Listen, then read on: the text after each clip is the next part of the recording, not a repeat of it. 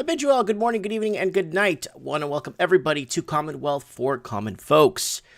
Disclaimer, we do not offer investment advice, and we do not know anything, and we can't even read.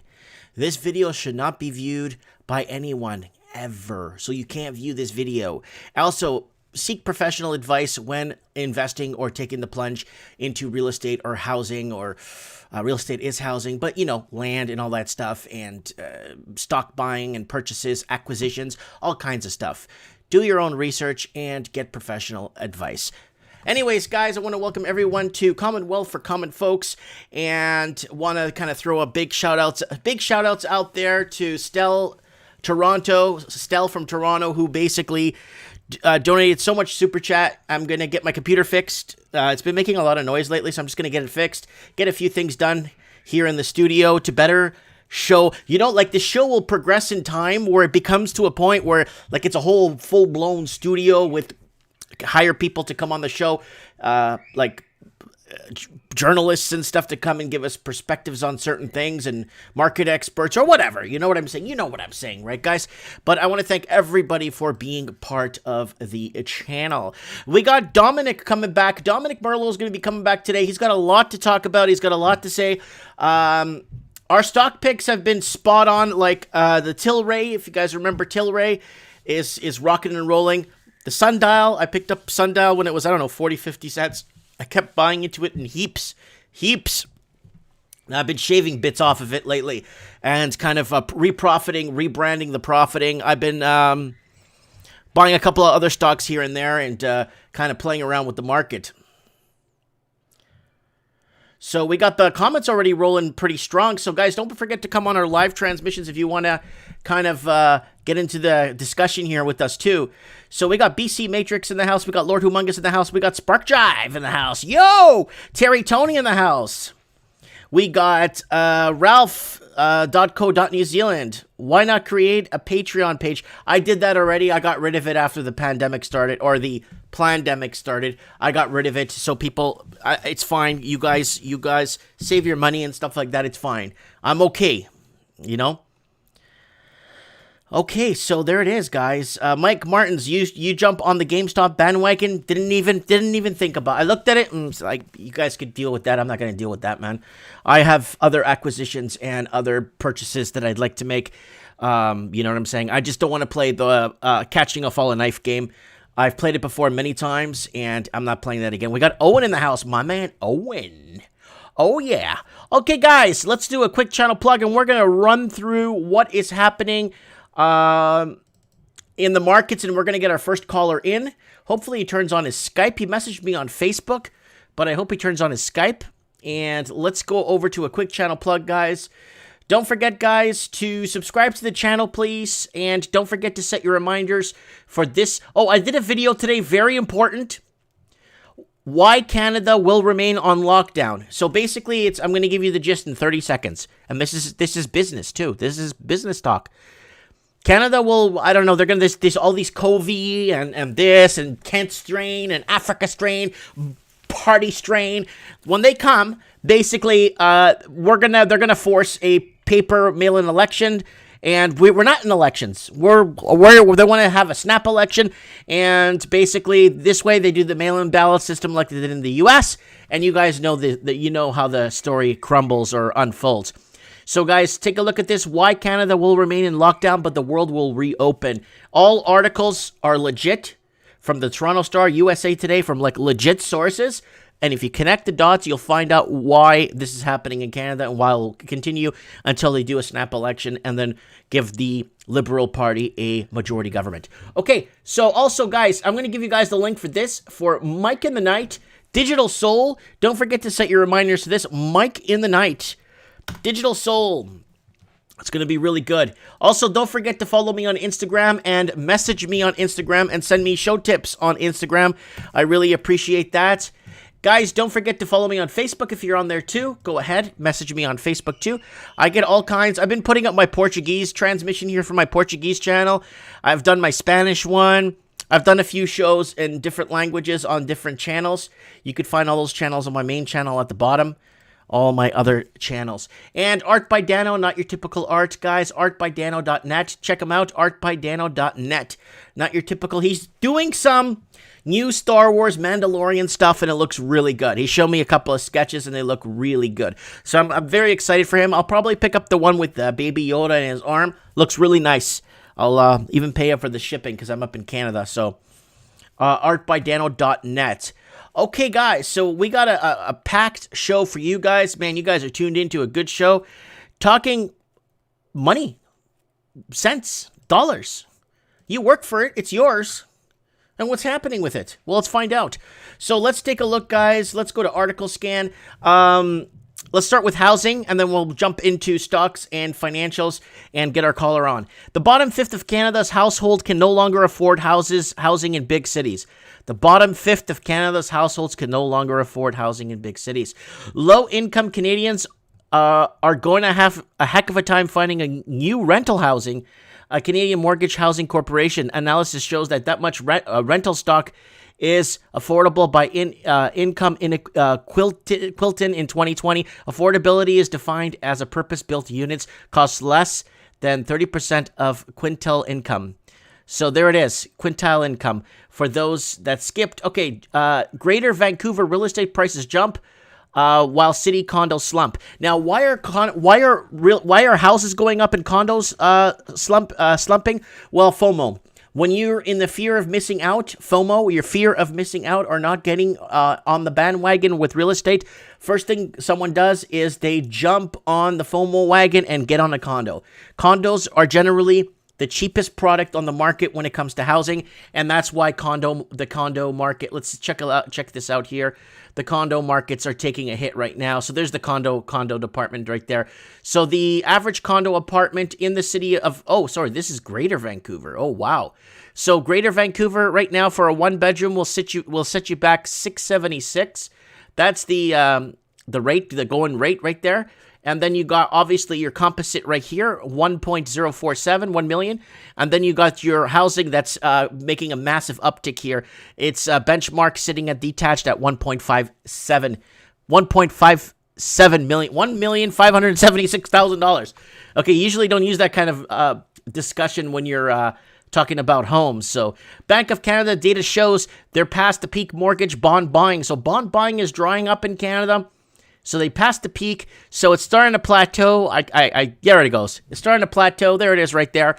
So bond buying, they started bond buying in the first quarter of 2020 and mortgage-backed securities, and now they've tapered off right here. So that's how much in billions they're basically holding this housing market up, because remember in Canada, 85% of the country's economy is based off housing. That's why you can't, in turn, raise interest rates. 30 years ago, the Canada's economy and Australia's economy and New Zealand's economy and the UK's economy was based on production and exports.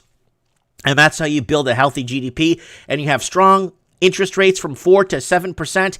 And people were happy paying those interest rates because they were happy creating and building wealth and living the life. Now, that's 30 years back. Well, we're in 2021. No, it's not 30 years back. 35 years ago.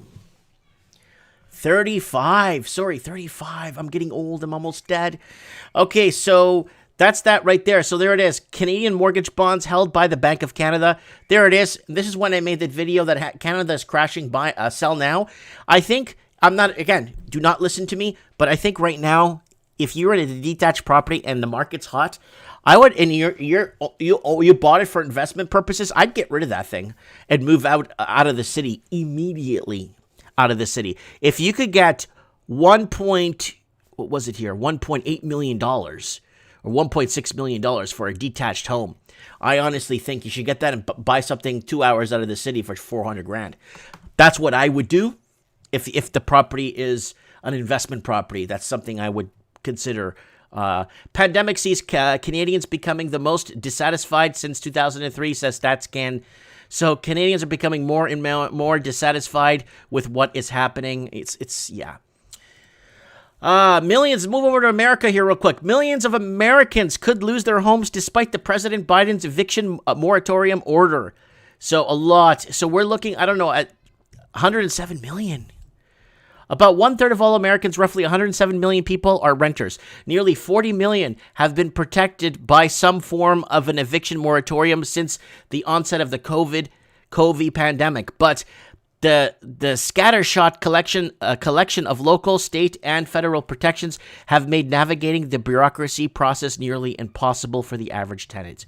Housing experts and advocates said loopholes within the executive order must be addressed to keep millions safely in their homes in the middle of a deadly pandemic. So they got to fix that. Housing, the cure. Housing is the cure, sorry. Centers for Disease... I'm not going to get into that. Nobody cares. As a result, nobody cares about that. The order also does not precluded landlords from filing for eviction. It forbids them only from being able to remove tenants from the property, physically removing them from the property. So that's the major issue that they're having right now. In Milwaukee, in 34% of cases in which a tenant received an eviction notice, they moved without going to court. So there you go. A lot of people don't know the laws. So guys, look into your local laws in your local areas on what is what and how is what and what's allowed and what isn't allowed. U.S. labor market recovering, fading. Housing and factories underpin economy. So right now, factories are underpinning and housing is underpinning the American economy. I've been dying to find an article like this, and it's here. 6-7 years ago, Vancouver, Canada was becoming more and more dependent on underpinning their economy with housing. 6, 7, 8 years ago. Australia followed suit real close. New Zealand followed suit. UK followed suit, and all they were doing was advertising to wealthy investors to come into their country so they could export more homes to Chinese wealthy investors, and that's it. And that's when China 6-7 years ago, up until last year, was seeing massive capital flows leaving their shores, and now everyone's fighting over the Hong Kongese to get the Hong Kongs out of there, the Hong Kongers out of there to bring their money and drive up the housing market.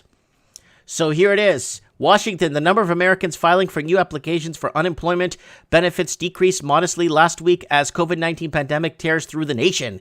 So we're getting a different reading here. Oh, this is from January 21st. Right now, they're reopening. Everything's going to be reopening in February, mid-February. So this is an older article. But the reason why I chose this article, because it says, U.S. labor market recovery fading, housing, factories underpin economy.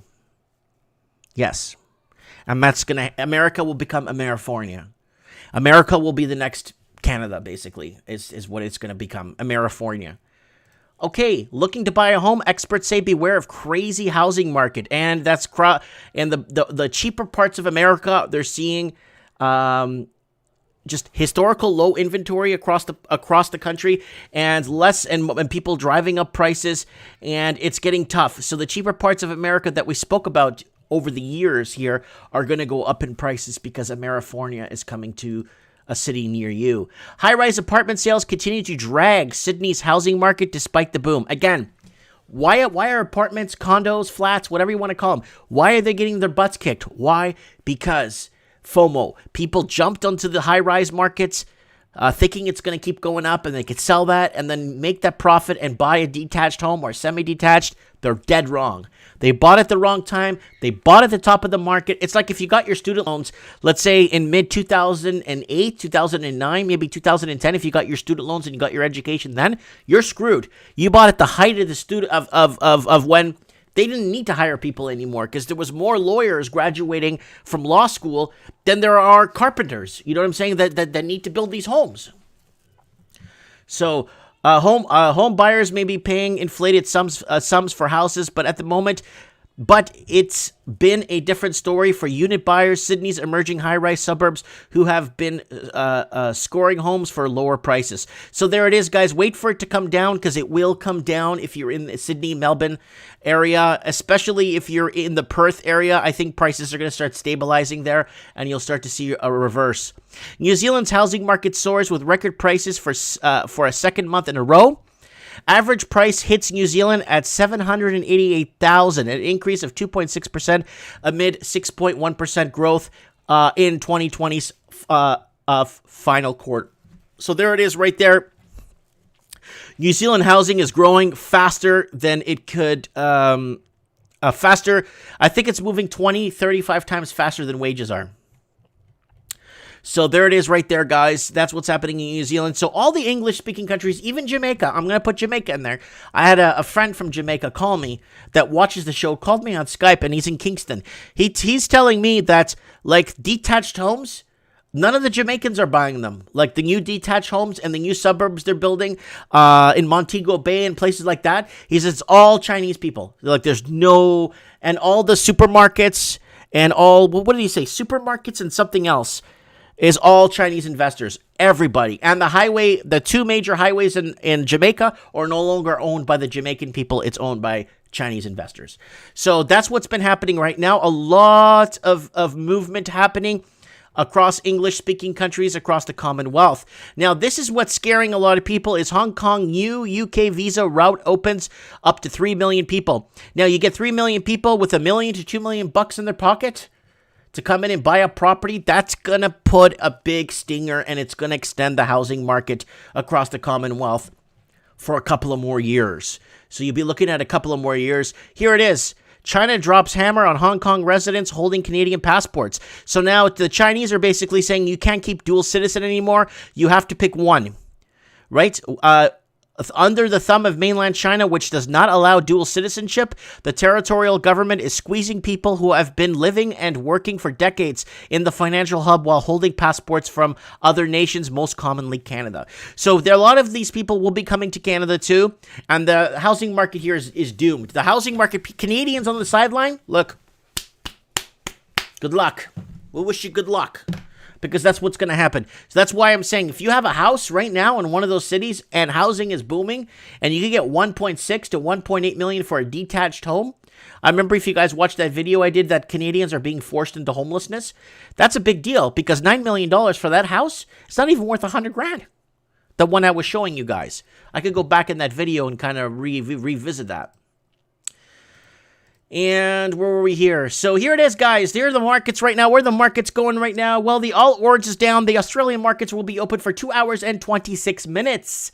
So here you go, guys. The All Ords at 7,048 down 42.70. The ASX 200 is at 6,776 down 47.8. Australian to US dollar around the 76 mark. I remember when it was at 74, but kind of getting stronger there. Not because the Australian dollar is getting stronger, it's because the US dollar is falling. Oil sitting at 55.87, down 18 cents. Gold, 1,833, down a buck 70, sitting at 18.33. Bitcoin up too large, Australian, sitting at 49,501 Australian dollars. You could put that in the comments what that is in American. And where are we here? And the New Zealand NZX 50 at 13,019, down 71 points. And the FTSE there over in England at 6,507, down 8, closed at 8.83 points. And the Dow Jones closed at 30,723. Wow, I think we're going to see a 32,000 before we see a correction. 32, I see 32. Down, up 36.12 points. And the Hang Seng right now is open in Hong Kong. It's down 213 points at 29,093. The Nikkei 225 in Japan, markets are open right now at 28,465, down 180 points, off to a rough start there for their day there. So what are the oh man, I gotta sneeze, hold on. Sorry about that, guys. All right, let's head over to our comments. Who's here tonight? Who is here? Lenny Pooh saying Edmonton's a nice little city. Mitch Madden says, yep, Lord. Millions and millions of empty everything. It's a fraud, scam, lie. It won't end well. Market Education says, look at the Frank's $20 bill. Frank's $20 bill? Woo! So good to have you guys. Oh, we got Anthony Ruvalakaba. I'm going forward and I'm looking forward to heading to Edmonton soon, says Anthony Ruvalakaba. Maybe I'll go visit him up there. Yeah, I've been to Edmonton. I've been to West Edmonton Mall. How was Edmonton? Let me think. Edmonton. Yeah, Edmonton was okay. It's a big city. It was. I didn't have any problems in Edmonton. I thought Edmonton was okay. Calgary was a little sketchy with some of the people on that SkyTrain they have there. like people following people around and like, yeah, kind of sketchy.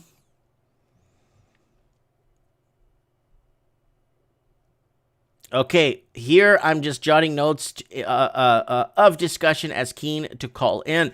So let's get Ralphie on the show first, and we're gonna get our guest here. Where's Ralphie? Let's see if he picks up his phone. Ralphie, turn on your Skype.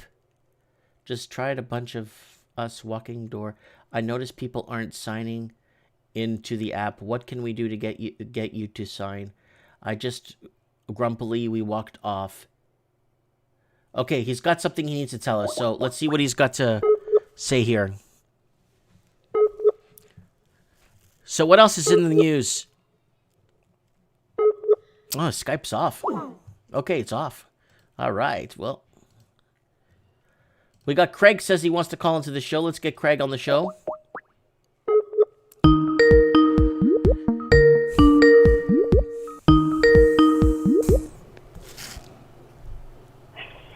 Mike, can you hear me? Yeah, Craig, what's up, buddy? How you doing? I'm doing really well. I've been quite busy, getting into my music, and I spoke to Ralphie a little bit about that, and so that's been good. But there's a lot going on in New Zealand here. The like you said, the cost of housing has gone up again. They've and then they're talking about, well, it's February, guys, so there's not enough rentals out there. That's the problem. You guys are getting short squeezed in the rentals, and a lot of people are gonna be forced into homelessness. This is not a joke. Yep. Craig, I think you commented on that video I did for that $9 million home. Yeah. Did you see that house? Right. I gotta bring this video up because no one's gonna believe the house. Oh yeah, I know. That's a bargain, Mike. Yeah. Keep going. It's beyond a joke, and of course. So they're talking about capital gains, and then of course everyone jumps on the radio, the talk back there and says, "Oh no, we can't have capital gains," and landlords getting ripped off, and the poor landlords, and it's like, oh my God, really? You guys made all this money, your house values have gone up like from say $200 to $1 million or $700-800 in 10 years, and you're crying because you have to spend a bit of money on maintenance. Like, oh, really? So that's quite insulting.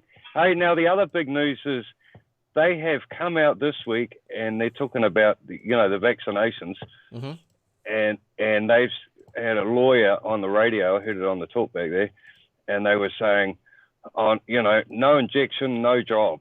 What? They're proclaiming that in New Zealand now? They're saying that? Yeah, they're proclaiming that, and they're talking about.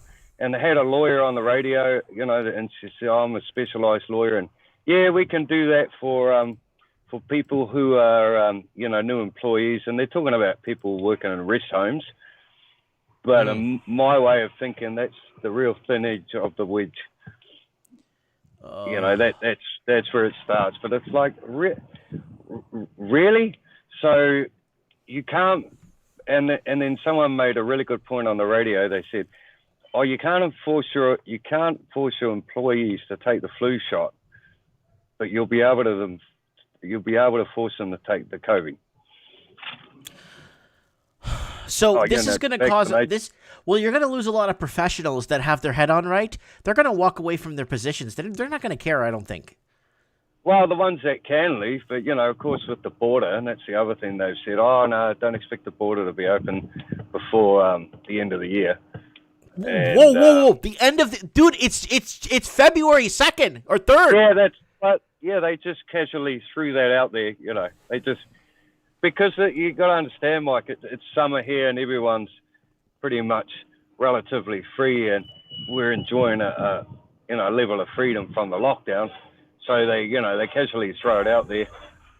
Oh yeah, the border's not shut, and 80% of Kiwis are just working poor. So they don't go overseas anyway. I'm so sorry that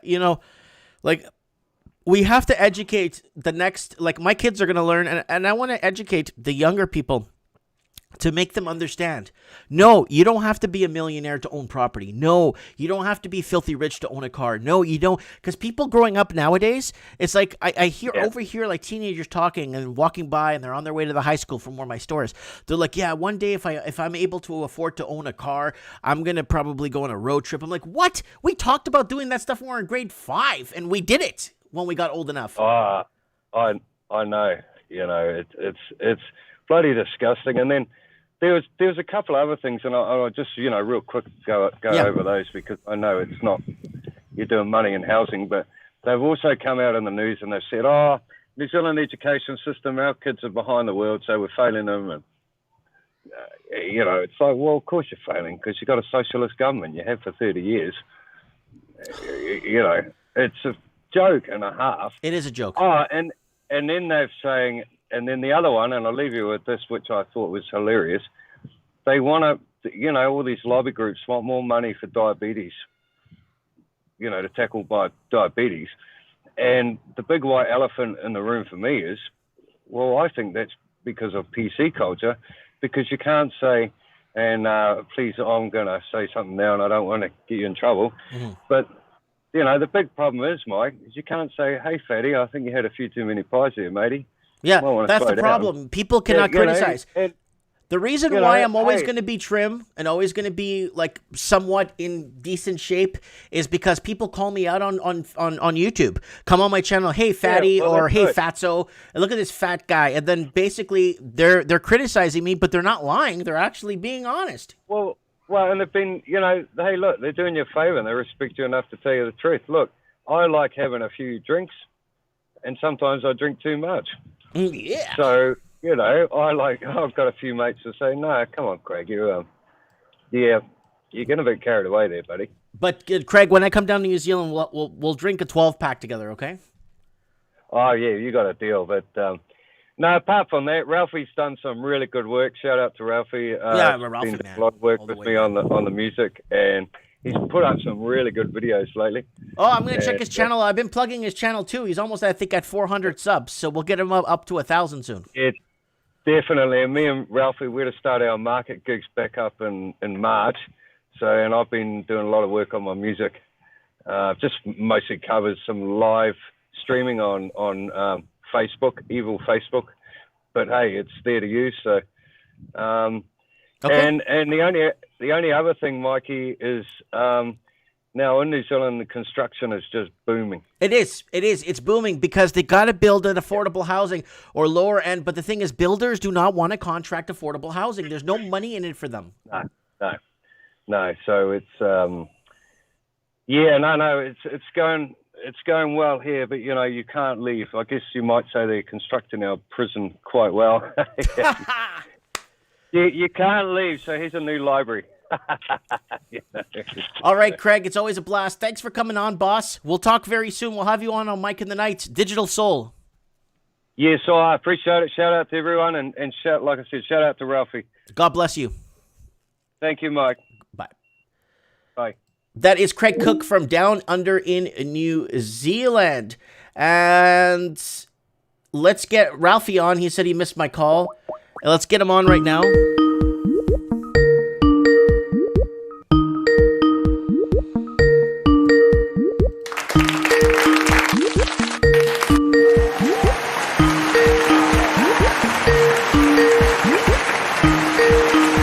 I think Ralphie is away. Hey, mate. Oh, you're here. Sorry, I was calling. I wasn't sure if you were going to pick up this time. All right, guys, here's Ralphie from New Zealand. What's up, buddy? I had to chuck on my headphones really quickly. Okay. So it looks a bit funny. You look cute. Thank you. I look like Mickey Mouse. I've been watching a lot of crime scene documentaries because I figure to get in the mindset of all these psychopaths, you got to reverse engineer their motives. Mm-hmm. And I've come up with some information for you. Okay, go ahead, buddy. So there are many players, just like any RTS game, real-time strategy game. Mm-hmm. There's going to be many players, many teams happening at the moment. They all want power. That's all it comes to. I actually did a really good vlog with hitting stacks on my channel. Yes. It's going to premier, and he mentioned something that tyranny runs in cycles of 100 years, because the previous generation, either their history's been rewritten, so or whatever. So it's like the natural memory for people is 100 years. So you got Bill Gates. His motive, That guy is great. Finance. there's a well, it's, should I say Bill Gates 2.0, because obviously this. Did he get a new sweater?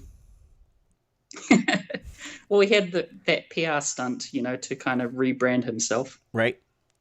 But really, we all know his only credential is money. He's not an engineer. He didn't even graduate. And anyways, let's not be a bully. But his financial motive, his motive is finance. So there is a video of him straight from the horse's mouth saying that he benefits from it because financially, if he puts $1 in, he gets $10 out. And this is in terms of the vax. So there's him. That's a good business. That's a good business turn. One for 10. Yeah, there's also others that are trying to gain power militarily. So in America, obviously, Biden has links to the CCP, and they want control of the military. That's why you've got the lockdown, military presence in the DC. But I mean, it's the most powerful army in the world, and that's a great tool for them. I mean, obviously, China is coming up, and they want to equal America to by 2025. But yeah, US holds the most military might at the moment. So there are people wanting to take control of that. So it's a real-time strategy, and yeah, you just got to watch some crime scene documentaries to kind of reverse engineer the motives. I heard your house went up again. Oh, it's almost $1 million now. Yeah, your house went up, so your house is going up in price. So you bought, but I feel sorry for the people that didn't leave the big. Like, see, I left the big city. You kind of stuck out and spent the money, but now you have that. You have a lot of liquidity now. Yeah, my net worth is over $250,000 now, but that's all due to one property. Not to brag or anything, but it's all a lot, and I know a lot of generations before me. It's all what we call cash poor and asset rich. Cash poor and asset rich. That's right. Even the previous generations before me, they're all the same, because if you think about it, house pricing is relative to interest rates. So 10 years ago, the average interest rate was 8%. Now it's 3%, 2%. The average price 10 years ago was $300,000, $400,000. Now it's $800,000. So you've doubled the price of the property, but half the interest rate. So it's all very relative. But the same thing applies, because you still need a 30-year mortgage. You still need a 15-year mortgage. So the remuneration payment hasn't changed. But just got to look at the tallest buildings in your city. It's all banks and finances and insurance. They don't care about what price you pay. They care about the repayments and interest that you make per month. What can you afford? Right. So that's the game. But I'm worried because I watched another documentary recently on Netflix called Spycraft. Spycraft talks about weapons that have been used recently and from today and everything, high-tech weapons, bioweapons, and you just got to look at that and realize that the general populace is in a gunfight, but they're bringing guns to a drone fight. You just got to watch that documentary Spycraft to understand what I'm talking about, because it reveals so much technology that I didn't even think existed. Like, for example, drones that look like birds. And I see bees and bees and hummingbirds and all kinds of weird stuff. Yep, or in terms of bioweaponry, things that can kill you without trace, like polonium, which is the size of a grain of rice that they can put in your tea. They can all sorts of assassination tools that they can use. But why I touch on this is because I've noticed that now in society we're doing the whole Nazi regime all over again, where they split the workforce into the desirables and the non-desirables. What I mean by that is half the workforce at the moment is allowed to work from home. Right. The other half do not have that right. And why is that? Well, the people that have to go into offices and not able to work from home, they're now being categorized, data-based. For example, in New Zealand, they're pushing the app thing. Yeah. Obviously, for businesses to remain open, the government advises that they have to display the app. But there are now people in the private sector and powerful, at the top of the ladder, pushing that for you to able to collect your paycheck now, or stay employed, you have to sign in to the app. Oh. And I actually pushed back on this and gave them a hard no, but because my argument is I've already got those ID tags that you can tag into a secured building. Mm-hmm. I've already got that. So if that times, because their argument is if there's someone with a COVID case, they have to be able to contact you. And I mentioned, well, I only go to one building, so if I've got the ID tags, why do I also need to sign into the app?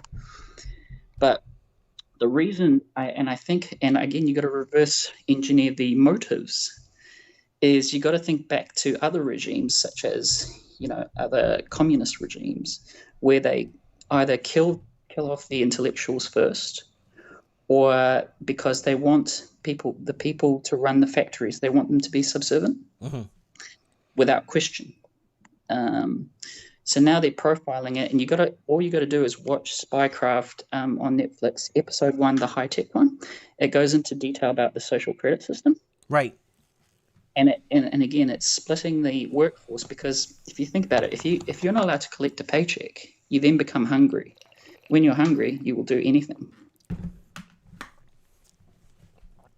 Okay. But yeah, so that touches on a little bit of what's happening. Oh, and in New Zealand, for the first time ever, I've now seen military guarding hotels where they do the quarantines. Well, let's get a round of applause for that. Hold on. And Canada's doing that too. They're spinning. Do you see how all these countries are spinning each other's tactics? Well, they're doing trial balloons in every sector. Mm-hmm. They're seeing what the public will put up with, and it's like that octopus holding you down analogy, the evil octopus holding you down in the water. Mm-hmm. How far will they go? Right. It's as far as you will let them. So we got to remember, one of the most powerful weapons in the Rwanda genocide was the radio. So communication is key. If you do anything brave, remember that leaders get prosecuted first. So don't become a leader or a martyr or anything. Mm-hmm. Make sure that anything you do is seen in the public arena. Yeah. So that it inspires others, but also the movement's got to be leaderless. Mm-hmm. Because leaders are unfortunately the first to be prosecuted. So yeah, there's no point being a hero. But at the same time, if there's anything that you do now that's considered brave and against the narrative, just do it in public. Right. Let others hear and see what you have to say. Because what I've noticed is a lot of people actually are thinking this deep down. But everyone's scared because they need to collect a paycheck, don't they? Of course they do. Let me ask you something, Ralphie. Did you see that $8 million house in Vancouver, the video I did? Where Canadians are being forced into homelessness? Well, again, that's the tactic. You just got to reverse engineer the motives. They want to crash the economy so that everyone is desperate. Mm-hmm. Yeah. If you're desperate and hungry, you will do anything. But I guess the solutions to this is, one, take care of your first your household financially, or B, I guess, whether you're, self-sufficient in something. It doesn't have to be everything, but it can be something, whether you link up to your own power grid, link up to your own water system, link up to your food supply. Be self-sufficient in something, because barter I reckon, will come back, Yeah. especially in a powerless, unlawful society where, martial law is in place. Barter will still always be there. But if you're self-sufficient in something, for example, you have, watermelons to trade, then that's your thing. That's your currency. Mm-hmm. Well, I appreciate that. Anything else? That's all, brother. I will continue to watch. All right. God bless you. Thanks for the insight. I appreciate it every time. Ciao. Okay. Thank you, sir. God bless. Bye. That is Ralphie.co.nz. He does the Ralphie.co.nz, who does the Mike in the Night intro song. I'll get him to make a jingle for Commonwealth, for common folks. Let's see if our next guest. So before we get it, let's see. So this is the house here, guys. Here it is. Here. This is the famous house. This place right here, like the roof is falling apart. They've assessed the house being worth $190,000. And if you push it a little bit further back, there it is, right there. Vancouver real estate, $8.9 million listing declares houses of no value, but you get $1 million discount. So it was worth $9-something million, and they're giving you $1 million off, and the house has no value. And that's what's happening right now. And that's why we don't dedicate the entire show to housing anymore, because it's just going to keep going up. There's nowhere for it to go but up. Should there have been a correction? Yes. There should have been a correction if housing was tied to wages. Because housing we're definitely not tied to wages with this pandemic we're having. Obviously, it's not tied to wages. Because if it was, the housing market would have collapsed under its own weight long time ago. We would have been in a second correction since 2010. If we would have had one in 2016, we would have had one when they put the foreign buyers tax in Vancouver, and then in 2020 with the virus, we would have had our second correction. But we didn't get any correction, so it's just gonna keep going up until nobody lives in the country anymore. Plain and simple. No one's gonna live in the country, and that's just basically where it's gonna go. Let me see if, let's look at a few stock here. So guys, Tilray is one of mine. Sundials are another one of mine. Let me see if I have it open here. There's GameStop. Okay, where is it? IPL. Where's the ones I've been telling you guys? Ooh. Oh God, where is it? Wow, Hut Mining's up too. I'm just looking at here, if I could find my tickers here under yahoofinance.ca. Let's see if I have them. Here you go. Where'd it go? All right, I'm gonna tell you what's in my portfolio right now. That one,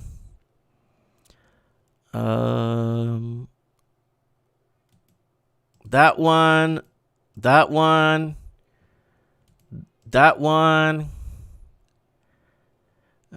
Where's that other one I got? And then there's obviously Tilray. Where is it? NYSE. There it is. So, guys, these are the ones I'm in. Tilray, last time we were on, it's closed. I already got a bit of profit out of it. So, there's your Tilray right there, folks. That's the one, I think of the last show, it was at $18 or $16? It's at $26.31 right now. I shaved a bit of money off today. Let's see the open and close. I'll tell you what I sold for today. Open, and where's the close? Why isn't it right beside it? Previous close, open. So I sold it around $25, $24.90 today. I shaved off a little bit of Tilray. I didn't sell it all. I shaved it off, and I bought is it VJet? There's a new company that I'm in. So I'm going to go over some of the ones in my portfolio right now, okay guys? Real quick here. So there's Tilray right there. That's the one I've been mentioning to you guys. Mind Medicine is another one I've been in and out. It's at $3.38. It's up 24 cents today. Mind Medicine is one. NLC, Neon Lithium Corp. I've been telling you guys about this for a good while now. I bought a bunch more when it dropped the other day. I just kept buying more. It's up 23 cents today. There's Neo Lithium Corp as another one. NLC.V. And Hut Mining is another one I have. I've had Hut Mining for a while. I even bought some of it at the top. So now it's starting to regain a bit of strength. Now that cryptos are going back up. Mind Medicine, I think I said that. Did I say that? Yeah, I just did say Mind Medicine. Another one is Sundial. Sundial Growers is another one that I'm in. And I did shave a bit of it off today. I did shave a bit of it off when it reached 125. When it reached a high today of 125, I did already auto sell. I had it a position to sell already, a couple of thousand of the shares, and I did really well with that, especially when I picked it up at 40, 50, 45 cents, right? I picked it up way back here at 40. In December, I've been talking about this stock, so it's at $1.21 right now. That's another one that I'm holding, and another one that I'm holding right now. What is it? Mind Medicine, Tilray. Which other ones, guys, have I been? Somebody's saying Aferia and Tilray merger. That's going to be an interesting one. What's the other one I keep talking about, guys? There's a couple of them I keep talking about on here. Another one that I have. Oh, is VJet. Is it VJet? Is it VJet? Is this the one? Yeah, this is the one. This is the stock I've picked up. Is this the one that's let me see make sure it's the same one that I'm talking about here, so there's no problems here with what I'm talking about. Yeah, it's from Germany. So this is a 3D printing company.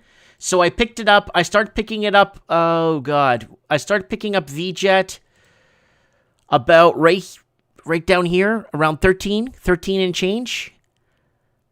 Yeah, towards the end, I picked it up at 13 and change, and I think this Voxlejet from it's a 3D company, and I think this company is going to do. This is just my opinion. Get your own advice, guys. Talk to a professional that could see the holes in this. If there's any holes, let them know what the holes are, and tell me what the holes are. So this one's at $18. It's up $2.26 today. I've been buying into this one slowly.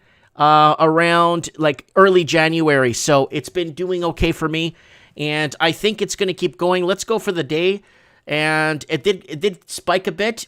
I didn't buy in the spike today. I picked up earlier in the day, and it's been crawling. And now after the market's been closed, it's gone up 79 cents. So this is VJet. So check out VJet. Crazy Shredder is saying everybody likes VJet. Okay. So let's keep going here. So that's the 3D printing I'm in right now. I got into a really risky trade about a week ago. I picked up Naked. And Naked was a really risky one, but it went up 18% and I sold it.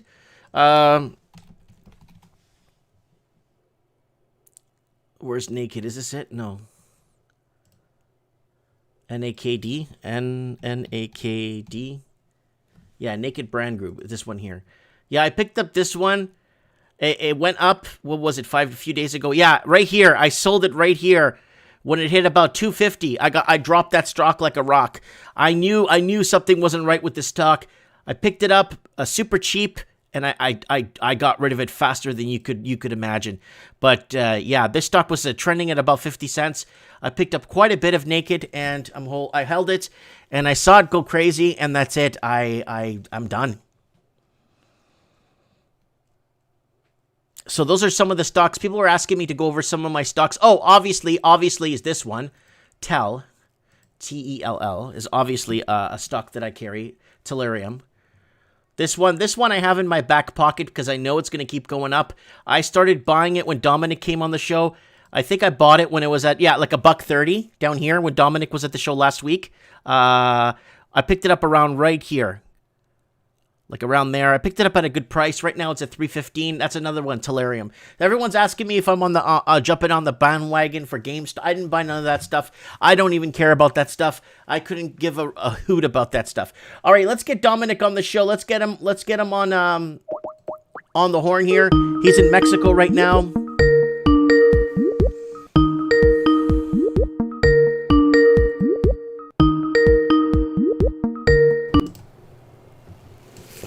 Buen día. Hola, buenos días, buenas tardes, felicidades, ¿cómo estás? Estoy muy bien, gracias. Good, sounds like your Spanish is getting better. No, I just know a few phrases here and there. Okay. I'm lucky I'm Italian. I can just use my hands and my facial expressions to sort of speak the language.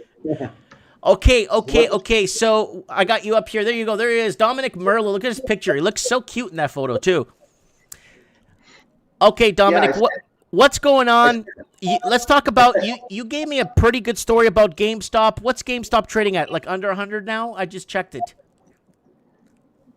Well, you know, the whole theory that the media is going on about GameStop is close, but it's not correct.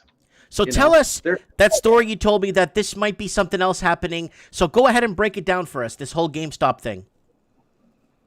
Well, you saw what happened with Hertz Rent-A-Car and some of these companies that had filed Chapter 13, right? Right.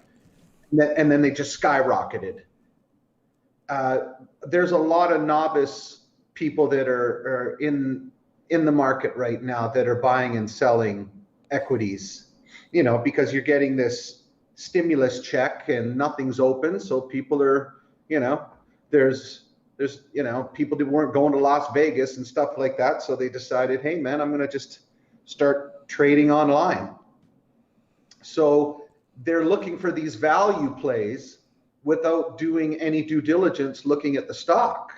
Like, for example, if you look at Rolls-Royce or you look at Tellurium or something, there's a reason why the stock dumped the way it did. Mm-hmm. You know, it wasn't anything fundamental from the company, like, you know, the company's, the fundamentals are all screwed. They're in just massive amounts of debt, and the product that they make is just garbage. And they're getting killed by the competition. Well, the business model of Hertz Rent-A-Car with Uber and Lyft and all this sort of stuff is now they're being phased out. Well, all these people just piled into Hertz, and for absolutely no reason, this stock went from like, I don't know, it was like $16 up to like $450. Mm-hmm. When these things happen that make no fundamental sense, the shorts that work for hedge funds, they start scratching their heads and go, who the hell is buying Hertz? Who's buying JCPenney? Who's buying GameStop right now? So then they short it. So this is what the media got backwards. What the hedge fund got, they were basically tricked. You know, I think it was a coordinated effort by Wall Street Bets, you know, the Reddit community. They started buying GameStop, thinking that it was a good value play, but they weren't looking at it from a fundamental perspective that people aren't going to shopping malls, and you can stream a lot of these games now, and you can do downloads of the games. You don't necessarily have to have the physical CD, you know, the CD-ROM to put into your PlayStation. It's all in the cloud now, right? Mm-hmm. So other than taking your console to somewhere to get it fixed or to buy a new controller, which everybody's just buying that sort of stuff off of Amazon, what does GameStop, the business model, really have to offer? Especially if you're in a shopping mall and you're paying $10,000 a month for your small store in lease space and everything. So your prices are going to be more than buying a new controller off of Alibaba. Let's face it, everything's made in China anyway. So it's not like, well, I'm not going to buy a Chinese controller. I'm going to buy a German-made one. A German-made one doesn't even exist. So you're going to be buying the same thing anyways. So they all started piling into GameStop. So the shorts, you know, started placing their bets against GameStop that these stupid kids are buying this worthless piece of garbage. And once they realize that, you know, there's no fundamentals and there's no, the company's not making any money, then, you know, the shorts are going to make money. Well, the thing is, the hedge funds advertise their shorts. Yes, they do. So it's public knowledge. Exactly. And they do it on purpose. You know, like Jim Chanos, he's a famous short seller. And what these short sellers do, they're sleazy, man, because they'll go on CNBC and they'll go on, you know, MSNBC with Kramer, and they'll get interviewed. And because they're worth so much money, they'll tell the public that they're shorting, you know, Tim Hortons. And then people start to bail out of Tim Hortons just because this guy said he's shorting Tim Hortons. And he'll make up some scenario as to why he's shorting it. Well, we looked at this and that, and the roof is leaking, and the coffee doesn't taste very good, and blah. And sure enough, just like a flock of pigeons, everybody takes off because they're worried that the stock is going to dump. Well, that's exactly what he wants you to do. While everybody's bailing and the stock dumps, his short gets triggered and he's making money. So that's why they go on these interview shows, and you see the same faces all over YouTube getting interviewed constantly. You know, they're pushing their narrative. You're playing right into it. Well, it didn't work this time. All the Reddit guys that are on, Wall Street bets, they continued to buy, and it was squeezing the shorts. They thought it was going to work. Once they advertised that they were shorting GameStop, they thought everybody was going to bail and the stock would plummet. Well, the opposite happened. So, and then it affected other stocks because now these hedge funds had to, they needed liquidity to cover their brokers were saying, hey, man, you better cough up some money here because, your shorts got triggered, you owe money. So they had to sell. And they sold a lot of their good stock that they had on reserve too, to pay out their shorts. Exactly. But what the Reddit guys weren't counting on was the same hedgers to go, okay, well, two can play that game. So they started buying and they started running it up, but they did a coordinated dump. So a bunch of the hedge funds were looking at GameStop and looking at these others, like AMC and. Oh yeah, AMC and Naked. I mean, I sent you the video where it was a full breakdown on Naked. Like the company they've asked for forbearance from their landlord to help pay the rent. I mean, it's a lingerie company and they make bathing suits and all this sort of stuff. They haven't even paid their suppliers. Yet you look at Naked and it's going up. It's just so stupid. It's not even funny. Why buy something? You're gambling now. You're at the roulette table, and it's the theory of the greater fool. Who's the greater fool that's going to buy into this? I'm going to buy at 10. Is there a greater fool going to buy at 15? Is there somebody dumber than me? And then this game just keeps going back and forth. But what the Reddit guys weren't aware of was these stock market guys. There's a spread, and there's also the quickness of the internet. That when you look at these trading platforms like Webull and Robinhood that are free, if you're trading through your bank, you have to pay, $9, $10 a trade. It doesn't matter how much the trade is, but you have to pay to buy and you have to pay to sell. So it keeps you honest because you can't be just like flipping all day long and then incurring $400 or $500 worth of trade fees every day. So you have a tendency to be more of an investor, do your due diligence, look into the company.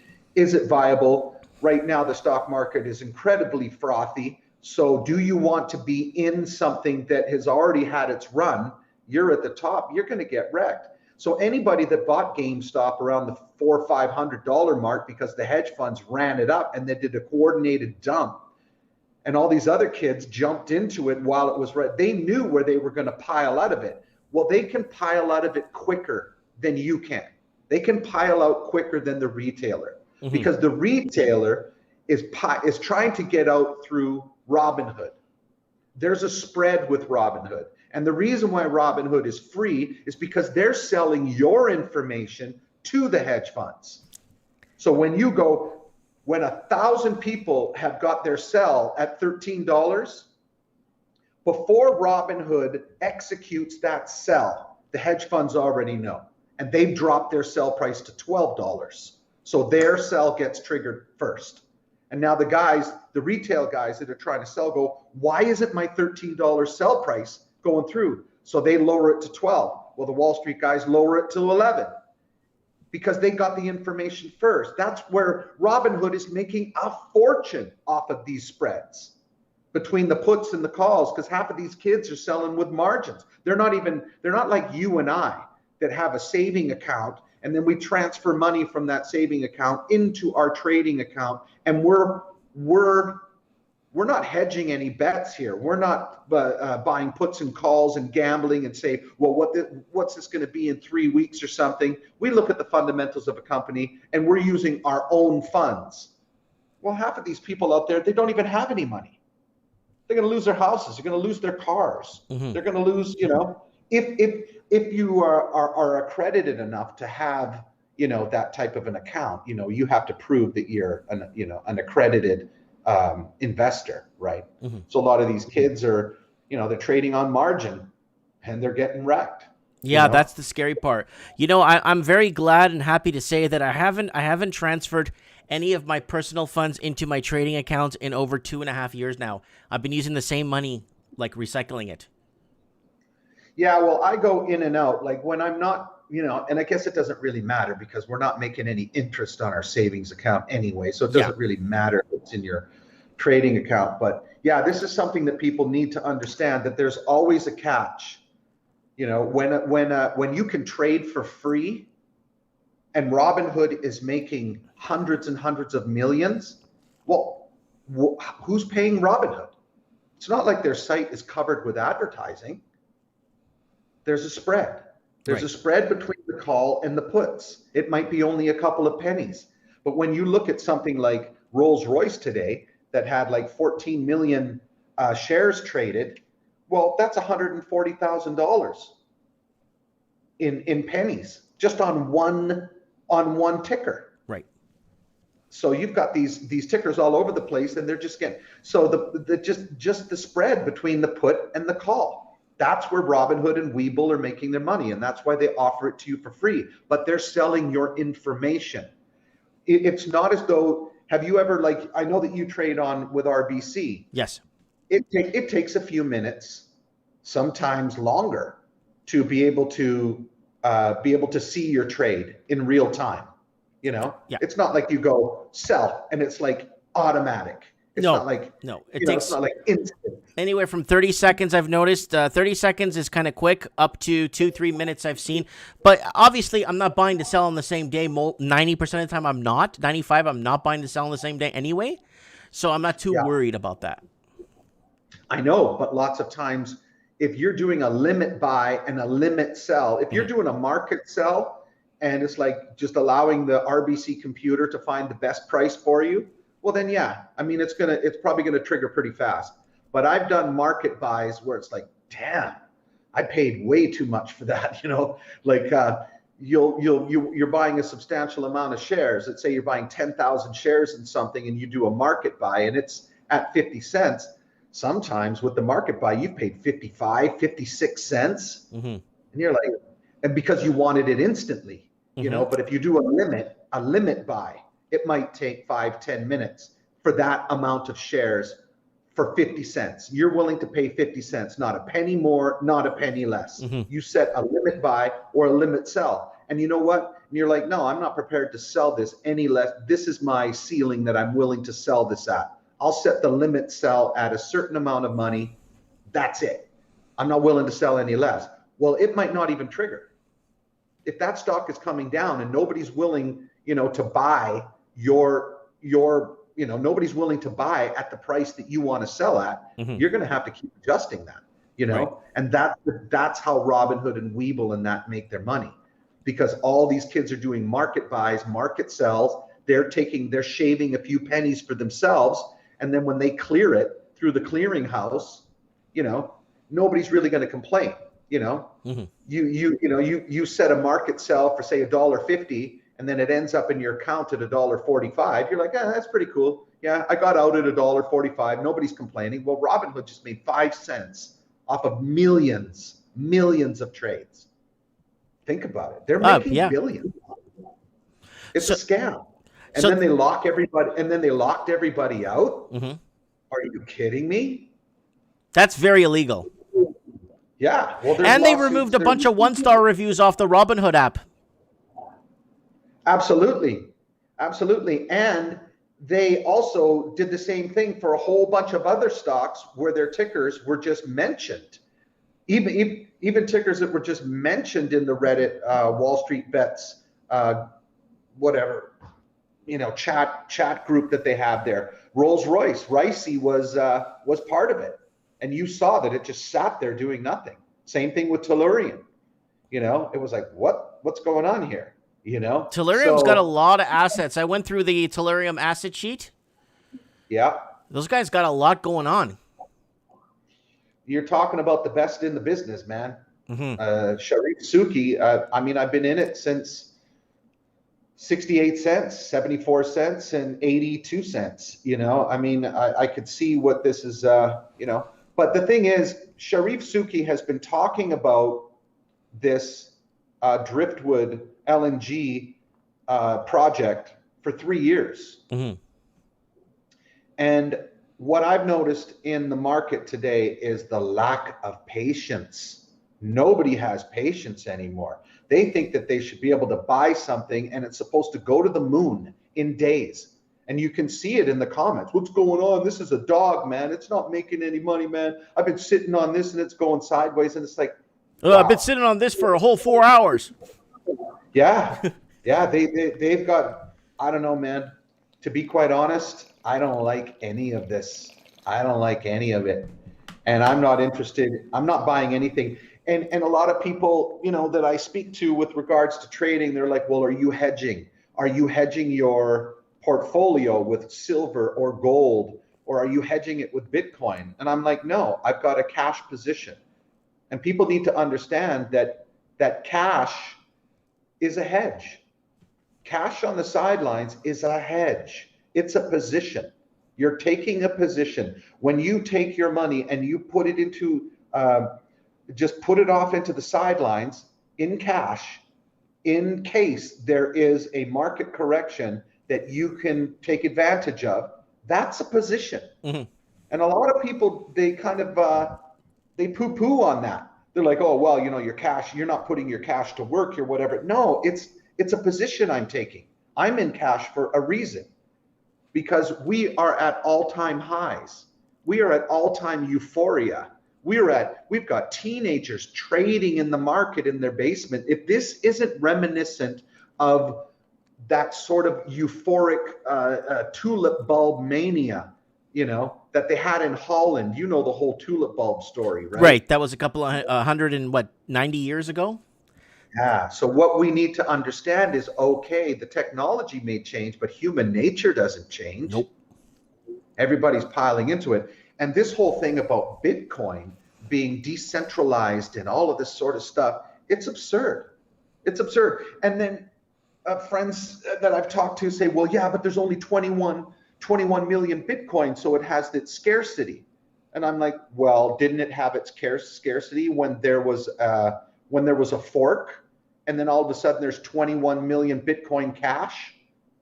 Well, where did those come from? Like, they just appeared out of nowhere. So you could have all of these forks, 21 Bitcoin 1, Bitcoin 2, Bitcoin 3, Bitcoin 2.6, 21 million, 21 million, 21 million. So it's bullshit. It's bullshit that there's only going to be 21 million. You proved that there isn't just 21 million, because after the fork 2 years ago or 3 years ago, Bitcoin Cash emerged onto the scene. And all of a sudden, 21 million just appeared out of nowhere. So it's a lie.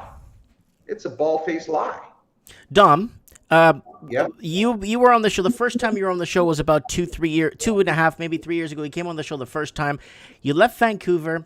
You were sick and tired of just the cost of everything was just through the roof. Now, I put up a video the other day, and I think you commented on it, on that video, Canadians being forced into homelessness. Now, Did you see that house for $9 million, and the house is appraised at $190,000? It's absurd. It's absurd. I don't even know what to say anymore, Mike, you know, but you know what? It's not that the house is worth that. All of this money printing, you know, 40% of all of the US dollars minted or printed was done over the last 12 months. 40% of the money in existence of the USD was printed in the last 12 months. So when you go to Jamaica and you see a loaf of bread for 900 Jamaican dollars, or you come to Mexico and it's 100 pesos, 200 pesos, where they're adding zeros to everything, That's what's going to happen in Canada. So $1 million, if you go to Jamaica and you see a house that's 1.5 million Jamaican dollars, it's no big deal. It's just, they're just used to that. Yeah, that's like what, 170,000 Canadian. Exactly. Well, it's the same thing when Venezuela went through the melt up in Venezuela, and everybody was piling into the stock market and went up over 12,000%. And it was costing hundreds of thousands of Venezuelan dinar to buy a loaf of bread. So it's not that that house is worth $9 million. It's that they've devalued the Canadian dollar, the Australian dollar. The dollar's getting devalued. And who does that hurt? It hurts the saver that's got his money in the bank account, underneath his mattress, that was saving for a rainy day. The baby boomers, they're still under the mindset that $200,000 is a lot of money. It's not. It's not. So they're getting crushed. And this doesn't end well. And governments love it because your property tax and your mortgage rates, you know, these banking institutions, they know that with $1 million down, your mortgage payment is $28,000 a month. It's absurd. But you know what? If you're laundering fentanyl money in the city of Vancouver, what do you care? What do you care? What do you care what that costs? You're trying to get rid of your money. You're trying to get rid of it. Before we go to a digital, a completely 100% digital system, and they say you better take your cash to the bank because as of such and such a date, cash will not be accepted. What are you going to do? You are going to panic. You are going to get out of that basement with suitcases full of cash. Because let's face it, you know, the drug industry and the underground economy is all a cash-based system. I mean, if people really want anonymity, if they want privacy, then it's cash. That gives you privacy. There's nothing traceable about it. You go to the store, you buy something, you fill up your car with gas, you pay cash. Other than the video surveillance cameras, nobody knows that you went to Chevron at 7 o'clock on a Tuesday night, June 3rd. But when it goes digital, wherever you are, they know exactly what you've done. Well, we're almost doing that now anyway. People using credit cards and there's a paper trail on absolutely everything you do. So all these guys freaking out saying, you know, once we go digital, it's the mark of the beast. It's the sign of the thing. You know, they'll just turn you off. You know, they'll just turn off your chip. They'll just turn off your ability to, you know, to exist. Right. You know, so, and people are like poo-pooing all over cash. They're just like, well, what do you need cash for? What do you need cash for? That's the most private thing you could possibly have at the moment right now. So careful what you wish for. Careful that, you know, people will often say, well, I've got nothing to hide. What do I got to worry about? Well, it's not about that. It gives you freedom. If you have gold coins or you've got cash, especially if you have the world's reserve currency, if you've got the American dollar, you can use that anywhere in the world because it's the world reserve currency. So you don't have to ask anybody's permission. You don't have to go into a banking institution. You don't have to show ID. You know, you don't have to have, you know, some type of QR code onto something that says who you are, that's tied to your address and your blood type and your social insurance number and all of this sort of stuff. So careful what you wish for in a cashless society, you know? Oh, it's dangerous. I want the cash is legal tender. It's a form of barter because me, you, and everybody on this agree that $20 is what is worth $20. And we could agree that, oh, I want to sell this for 40. Is that fair? You could look at it and say, well, yeah, okay, I'll give you 40 for that. I think that's a fair deal, right? Then this way we agree on what 20 and 40 and 100 or $1 million is worth to us. But then when you start going digital and then like you said, it's not private anymore, and they could track every transaction you make. I think it's going to get old pretty fast, and people are going to miss the old underground black market, so to say. Well, yeah, you buy something on Craigslist that's used, It's nobody's business that you bought a new table and chairs for your kitchen off the old guy on Craigslist and you drove over to his house and you gave him $100 and he helped you put it in the back of your truck. But you can't do that now. If you go digital, he's going to have some QR code on his, smartphone, and you're going to have yours on your smartphone, and you're going to do this little transaction, and then it's got to go through the banking institution somehow, through some digital currency, because they'll be the middleman. So they'll have like rooms full of servers all over the place, and absolutely every single penny, every little step you made, you got to go through them. That's how this works. And then what happens when they say to you now, you're not cleared to go into these other municipalities. You don't have jurisdiction. So if you go, well, screw you, I'm going anyway. Well, fine, you go there. Your QR code on your phone's not going to work. If you don't have the permission to go from Vancouver to Chilliwack or Vancouver to Coquitlam or Burnaby or something, I'm sorry, you're only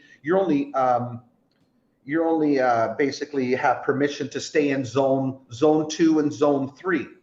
And you're like, well, that's not fair. Well, they don't even have to have checkpoints anywhere. Your smartphone, your bank account, your QR code is not going to work in zone 4 and zone 5. You're not going to be able to drive to Ladner or out to White Rock and go into a grocery store and buy something. It's just not going to work. So it's not like they have to have checkpoints with Nazis at them just going, papers, please. Yeah. They don't need to do that. They've got you boxed in through technology. Got all these satellites flying around, just thousands and millions of them, just all in the lower atmosphere, all over the place. Real time. Wi-Fi will be free. You will be able to access Wi-Fi anywhere for free. That's what Elon Musk has even said. Why do they want that? Because this is how money is going to flow. This is how it's going to work. And there's no fudging anything on your taxes. Oh, the Liberal government wants to bring the long tax sheet back in. So they want the long tax, like that they had back in the 70s, where a long tax, where how much gold do you have in your house, how much silver, how much in assets do you own, what do you have here, what do you have there? Not just if you own property out of the country or you own any assets worth $100,000 or more. They're going to do a long sheet tax return now, where you're going to have to pay your accountant a little bit more money because you're going to have to fill out a pile of crap, and if you lie on it, they'll just confiscate whatever they feel like. Well, absolutely, Mike. And what about all of this where people think that gold and silver is a hedge? And then they will also say, and you've got all these silver stackers and gold stackers out there that say, well, if you don't hold it and if you don't have it in your possession, then you don't own anything. Well, what happens when you go to cash it in? When you go to the Vancouver Cash and Bullion Exchange and you've got your 1 kilo bar of gold that it says the spot price, is $60,000, $70,000, and now you've got to fill out a whole bunch of paperwork. Yeah. Because the government needs to know. And now they go, oh, there's all these questions now. Like, there's no freedom. Like, there is no way out of this. The best thing to do is to find a good company, and a company that's going to pay a dividend, a company that is growing, so that you invest in that company and you leave it in there, because you're only going to pay taxes. If you're constantly buying and selling, every time you sell, you got to pay tax. You got to pay tax. You got to basically put that against anything that you lost.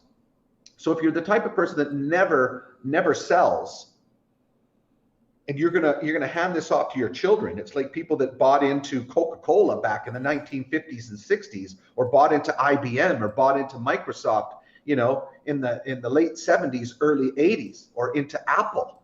Those stocks are being handed over to their kids and their children's children. It's generational wealth, and unless the stock market absolutely crashes down to the level of 1979, you're going to get wiped out. But chances of that are very, very slim. Right. I would much rather. I know that Tellurian will be offering a dividend. Rolls-Royce cut their dividend, but they will be offering a dividend. So that's what you pay tax on. Let You me get let that me extra. let me bring up Tellurium right now, folks. So Dominic brought up Tellurium last week on the show. It is trading. It's post closed after hours, so it closed today in the West here at $3.50. It was up 24 cents, and then now post close after hours is up another 15 cents, and it's at 365 right now. Yeah, I sort of look at stocks through percentages. I don't talk about, it's up 14 cents or it's up 15 cents because that doesn't mean anything if you've got 250,000 shares, So I always, whenever I look at the stock price of something, I'm like, I look at percentages. Okay, it's up 4.29% after close.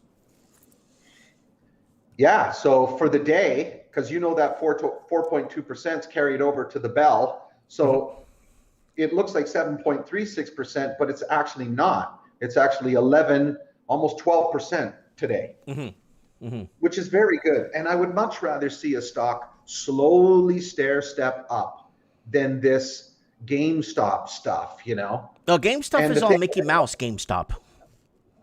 Well, same thing with Sundial and the same thing with those other stocks, these Reddit stocks. They're getting pumped through the roof. Like, look how many people got wrecked on silver. They all piled into SLV, into the ETF, into the paper silver, and then the next day it dumped 24%. Well, what if you had to go to work that day? What if your battery died on your smartphone? What if you were sick in bed? Now you just got wiped out 24% from where you bought, So this is gambling. You might as well go play roulette. And if this continues, if the stock market is now this vehicle to gamble, well, then I want no part of it. I want no part of it. I'll find one company, like Peter Lynch says, you only need to do 4 or 5 really good trades a decade. A decade. That's Peter Lynch, the greatest fund manager in the history of investing. The 10 years that he was with Magellan, he made Magellan 2,780% from the time he started as the fund manager for Magellan. So, and straight out of his mouth, find some good companies and buy them. And just like Mark Cuban said today, he was being interviewed, unless the fundamentals change, don't sell it. Don't sell it. So if you want to play the Robinhood Weeble game, buying and selling, well, yeah, you're getting taxed. Don't forget you're getting taxed. So if you sold something and you're like, yeah, I'm up 5%. No, you're not. You're up 2.5%. You took a risk for 2.5% because that other 2.5% you need to declare as income. And it's a pain in the ass. Well, the thing is, in Canada here, if I take the money out of the investment account, then I have to declare it, right? So, No. That's not how it works. Any profit you make on a trade is taxable income. Now, if you're selling at a loss, well, then it goes against that. And then at the end of the year, your bank or whoever your broker is will give you a statement of basically, if you're buying and selling, you're going to have a phone book, a PDF file that's just hundreds of pages, and then it'll give you your balance at the end. But who wants that headache? I mean, you're a good investor will outperform a trader 9 times out of 10. Right. 9 times out of 10. Because you're taking a risk. It's like looking at Vegas and you're like, well, you know what? If I play blackjack and it's just me and the dealer, it's 50-50. I have a 50-50 chance. No, you don't. You don't. Because you're the one taking the risk of busting because you don't know what the dealer is holding. He's got that one card face down. And you're going, I don't know if that's a 10. I don't know if that's a 6. And I go, stay. So then he flips it over, and or you're assuming he might have a certain card, so you hit your hand and you bust. Now, had you not hit your hand and not busted, You know, you could have won that because he had nothing. So Right. you're the one guessing. So that's why it's not 50%. So it's the same thing with the stock market. The government is there. They're there with their hand out. They're like, you sold that, you made 5-6%. Okay, well, give us our share every single time. Mm-hmm. You know, because they don't know what your portfolio is. You could have added to your portfolio. You could have taken money out of your portfolio. Mm-hmm. You can't say, well, I started my portfolio. Well, prove it. Prove you didn't add another 10,000 to that balance in your trading portfolio. They don't care. Every trade that you make is taxable income. It is income. They want you to, if you sell something privately, you're supposed to declare that as taxable income, Mm-hmm. you know, So- up to a certain degree. Here's Tal, the newest an article here from Tal saying, are option traders betting on a big move with Tellurium stock? So it looks like it's getting a lot of front and center publicity, this stock. You did bring it up last time. I've been looking into it and looking into the financials. The company is got a lot of upside to it. I'm honestly, like, if you want to talk percentages, we're looking at a 300 to 500% uptick on this stock, and I'm being like very conservative on a 300 to 500% upside. Well, And, you know, if the shovel hits the dirt this summer, right. there's an open house actually there's a virtual open house with Tellurian with an N. You keep saying M, but it's an N, Tellurian, which is a beautiful word, actually. I'm going to look it up right now because I actually saw Suki Sharif he's a real cool guy, man.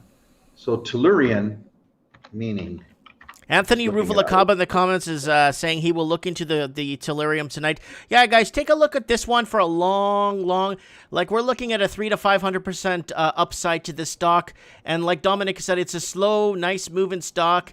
And and then what I've been seeing with it is a really good, solid foundation. I just can't see anything wrong with the company. And I don't know if they're hiding something or what the deal is, but I don't really see anything majorly wrong. You know what the definition of Tellurian is? Inhabitant of the earth. Okay. So what I like about this company is not only the marketing, the director, Sharif Suki, who they call him the godfather of liquid natural gas, and we discussed this last week on your show. Mm-hmm. He is 100% against flaring. He thinks it's a waste. An absolute waste that these LNG distribution plants are flaring, because when you have all of these drill sites and there's all this pressure and the pipeline can't take any more of the natural gas in its gas state as a gas, they have to release the pressure. So they release it through these stacks, and that's when you see the flaring. So it's an absolute waste of energy. It's a waste of energy, and it's putting CO2 into the atmosphere. When you cool it down into a liquid, you can store it. You can store it because it reduces the pressure in a liquid state. So you just keep building all these storage tanks all over the place that can hold 10 times the capacity if it was a gas, you know? And the ships can come in and you can load it up and you can move it around. I mean, if you were to fill up a ship with just gas, the pressure would be way more than what those tanks can handle in a gas state. But in a liquid state, you could fill those capsules up right to the brim. There isn't all that pressure. It's like the propane tank on your barbecue. You can only put so much pressure into those. So it's the same thing. So when he's being interviewed and he's talking about pollution, and he's talking about, he thinks it's just an absolute waste that these other natural gas companies are like flaring. He's making a mark. So what is so cool about the Driftwood project is it's state of the art. It's 2021 state of the art capture of this natural gas, you know? And the thing is, these things take a long time. And we were talking earlier about patience. A lot of people were like impatient. Oh, this isn't moving fast enough. I've got my money in Tellurian and I could have been putting it into GameStop. I could have put it into, I could have put it into Tilray, or I could have put it into Sundial. And look, I could have made so much money. Nobody's patient anymore. But if you consider the tax implication, then you're not going to be so quick to, you're not going to be so quick to be buying and selling and buying and selling and buying and selling. Because the more you do that, the more you keep buying and selling and buying and selling, the more risk you run of losing. I got someone in the comments saying that we should take a look at Suncor. Suncor looks like it's a very cheap stock as of what it was back in the oil crash, when oil crashed back in 08. When you had the big oil crash or correction of 08, Suncor looks like it's at 1747 American right now. And Suncor does have assets. And I remember Suncor merging with a pile of oil companies back in that time, if you recall, Dominic. Yeah, but you know what? I mean, I'm looking at the energy sector as a good play, all commodities as a good play. But I'm heavily invested in Tellurian, and that's my energy sector. If I'm up 260% in Tellurian, and this horse hasn't even started running. If I spread, that $400,000 over 10 different companies, would I still be up 200 and 260%? I doubt it.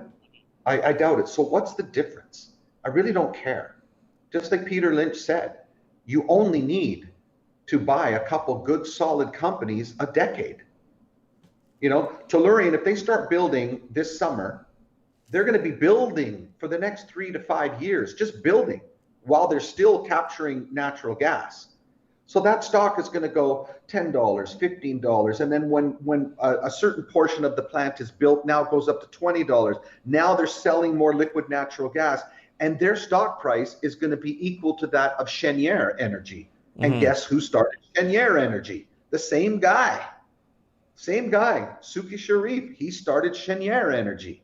Cheniere is $67 a share, $67. So Tellurian has the potential of going from $3 to $60. Yeah. So what do you care about all these other companies? Why are you spending all of this time, jumping in and out and running the risk of getting wrecked? I don't understand that about people. These hedge funds aren't doing it. Hedge funds, Ray Dalio said that he buys and sells maybe 2 or 3 times a year. Ray Dalio, multi-billionaire. This is what they do, but they go large. They go big. They take a large portion of their portfolio and they invest it into something that is sound. They don't spread it out. This whole idea of a diversified portfolio over 30 different companies, I don't know, man. You're hoping that one of them hits. I would rather do a ton of homework and be very, very confident that this one's going to hit. Well, so you did your homework on this stock. I give you that, like 100%. You did do your homework on this stock, and there's and that's what everyone should do, Mike. That's what everybody should do. Don't be jumping in on stuff because somebody gave you a tip or because some YouTuber is talking about it. Mike Martins. Well, you're gonna get wrecked. You're absolutely gonna get wrecked. This is not. God, man, people were chucking themselves out of buildings, like people get wiped out. This is a reality, So I would much rather be in a stock that's already beaten down. It doesn't have that much more to fall.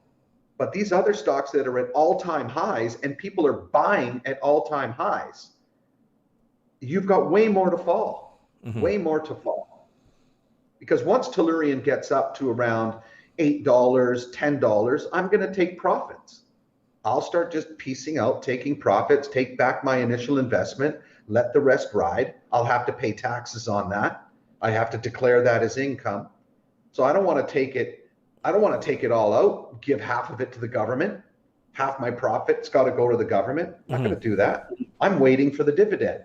But that's Rolls but Royce. when I do my taxes, I just get a yearly report, and that's it. You know, if you know, I have my yearly report, and that gets handed in with my tax, with my other stuff that I hand in for my tax, my yearly tax. You know what I'm saying, right?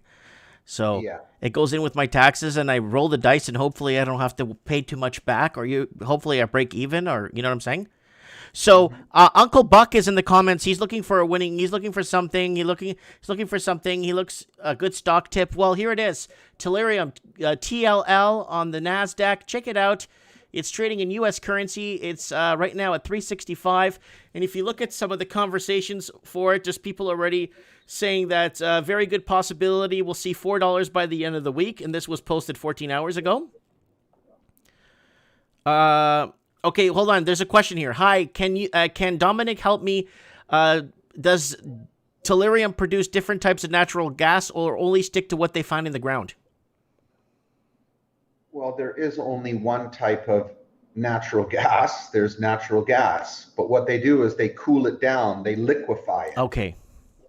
You know, Mike, if you can throw up the image on your computer for everyone to see, just go LNG bulker. Oh, on their Google Images? Yeah.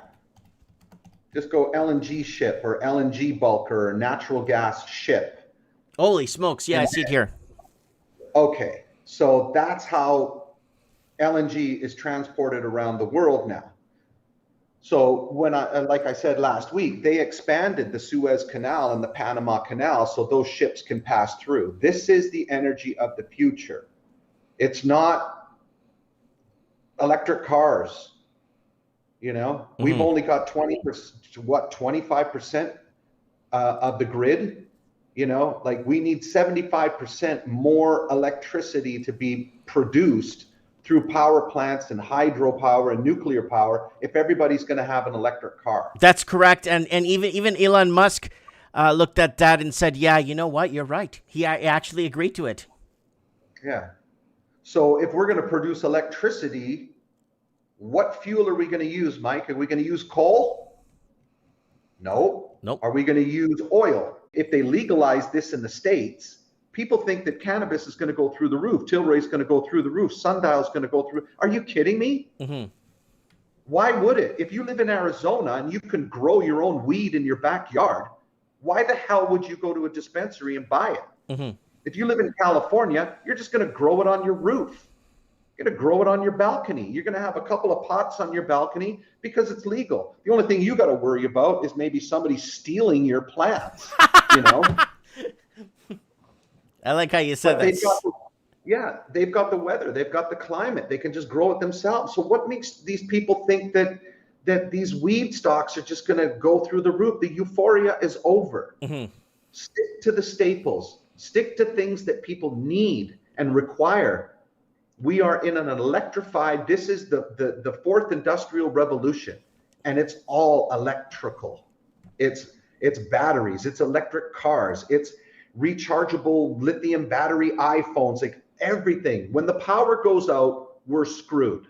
You can't do anything. What are you going to do? Light a candle and just read a magazine? That's all you literally can do. Sorry, I just back in the day we used to go outside and play road hockey, and we used to. No, but I'm talking about at night. If the power goes out at night, you know, what are you going to do? It's the whole city. The whole city goes black. You know. Anthony Ruvalacaba saying marijuana equities are fire pits. It's like Pablo Emilio Gaviria Escobar burning $2 million to keep his daughter warm. Nothing but burning through cash.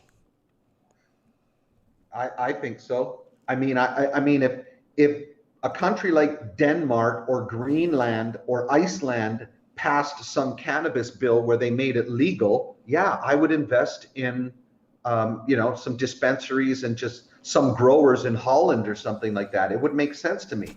But people are going, the reason why Tilray is going up, because they think that Joe Biden, and because the Democrats are just a little more, lackadaisical when it comes to things like this, that the Dems are going to pass, they're going to make weed legal. It's not going to happen. It's not going to happen. I'm telling you right now. We're going to get Anthony on the call here. I'm trying to call Anthony. Anthony is an investor too. He's Italian too. All right. Anthony, you there? Hello? I can't hear him. I'm here. Anthony, where are you, buddy? Oh, it's calling him. It's still calling him. He's not picking up. Because we could get him on. He just super chatted me $5. Nice. I'm going to use that $5 to warm up my car. All right. You know, front running. Did you know that front running these trades that Robinhood does and Webull does, it's illegal. What they do. You know, shaving that and then pausing it, giving it some time, and it's all done by computers. There's not somebody pushing a sell and buy button. The algorithm is programmed into the computer. So when Mike Martins is selling his GameStop at $200, their computer goes sell ours at $198 just to screw Mike Martins. He's not going to be able to get out of his position. We know split seconds who's selling and who's buying, and we can just make pennies and dimes and nickels all day long, back and forth, buy, sell, pennies, dimes, nickels, buy, sell. That's how they make their money, and that's how these hedge funds stay ahead of all of these Robinhood guys. So it's basically a battle of liquidity. Who has more money? And I don't know if these Robinhood kids have that kind of money. I guess if they pile in enough, like hundreds of thousands of them, maybe. Maybe, but I don't know, man. And who do you know who's buying? You're just assuming that it's the Robinhood kids that are trying to take out the shorts. Maybe it's the shorts running it up. Maybe it's them running it up, trying to entice you to buy in too. And they're selling on the back end. One hedge fund is running it up. And once the momentum gets going, let's say hypothetically, I wanted to run up a stock. And there's a stock out there, and I go on TV and I'm on CNBC and everything like that. And I go, yeah, company ABC, they're really good. And we've got some good margins and great employees. And this is the future and so on and so forth kind of thing. And we expect this to be $50. And then me and a bunch of my friends, the next day, we start buying into the stock. We start taking our money and we start putting it into our own stock covertly, because we can't do it legally. And now the stock goes to $15, $16, $7. We're not doing it all in one big spike because we don't want it to spike right up and scare everybody off. We just keep buying. Next thing you know, people going, hey man, are you keeping an eye on such and such? Like it's on a run. And once the retail guys start coming in, I stop. Me and all my friends, we stop buying. In fact, we're slowly selling. So as it's going up, say 12, 15% a day, we're selling 5%. Just so it doesn't, you know what I mean? So you can do it without it being seen. The stock is still going up, but we're actually getting out of our position. And we know when it hits $10, we're going to dump. We're going to dump whatever else we got left. And guess who's left holding the bag? The mafia did that back in the early 80s. They kept pumping and dumping stocks. The mafia did that actually quite a bit, man. And when they absolutely, and it's happening now. And what is the reason behind it? What is the catalyst? Worthless companies. I don't want any part of it. I like you. I get guys throwing me, hey man, there's going to be this coordinated thing. We're going to do a short squeeze on the such. I'm like, not interested. That's not how I roll. What are the fundamentals? Who cares, man? There's going to be really?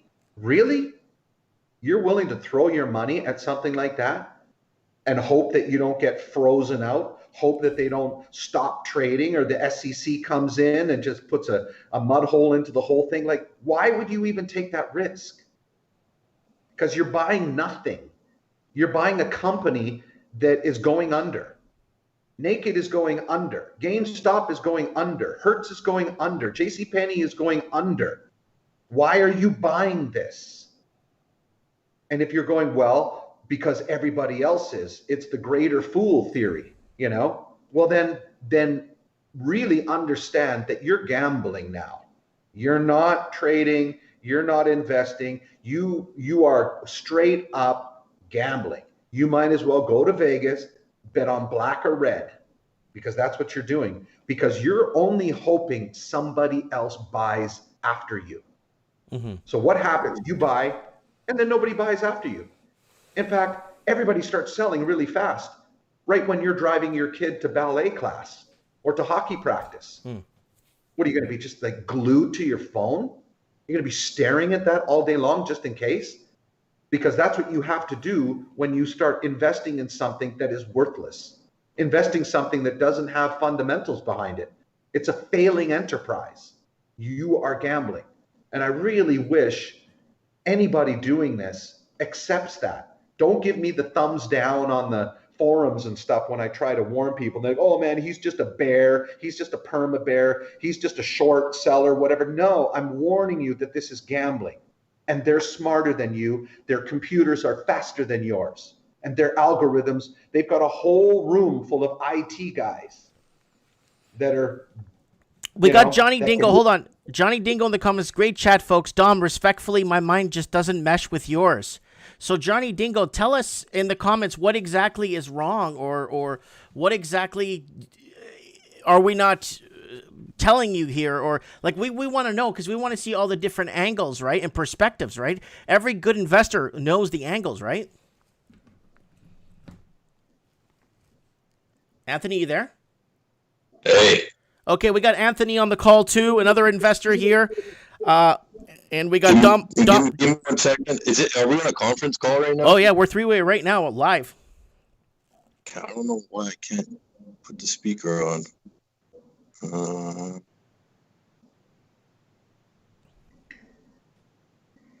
don't know. I'll just put it to my ear, whatever.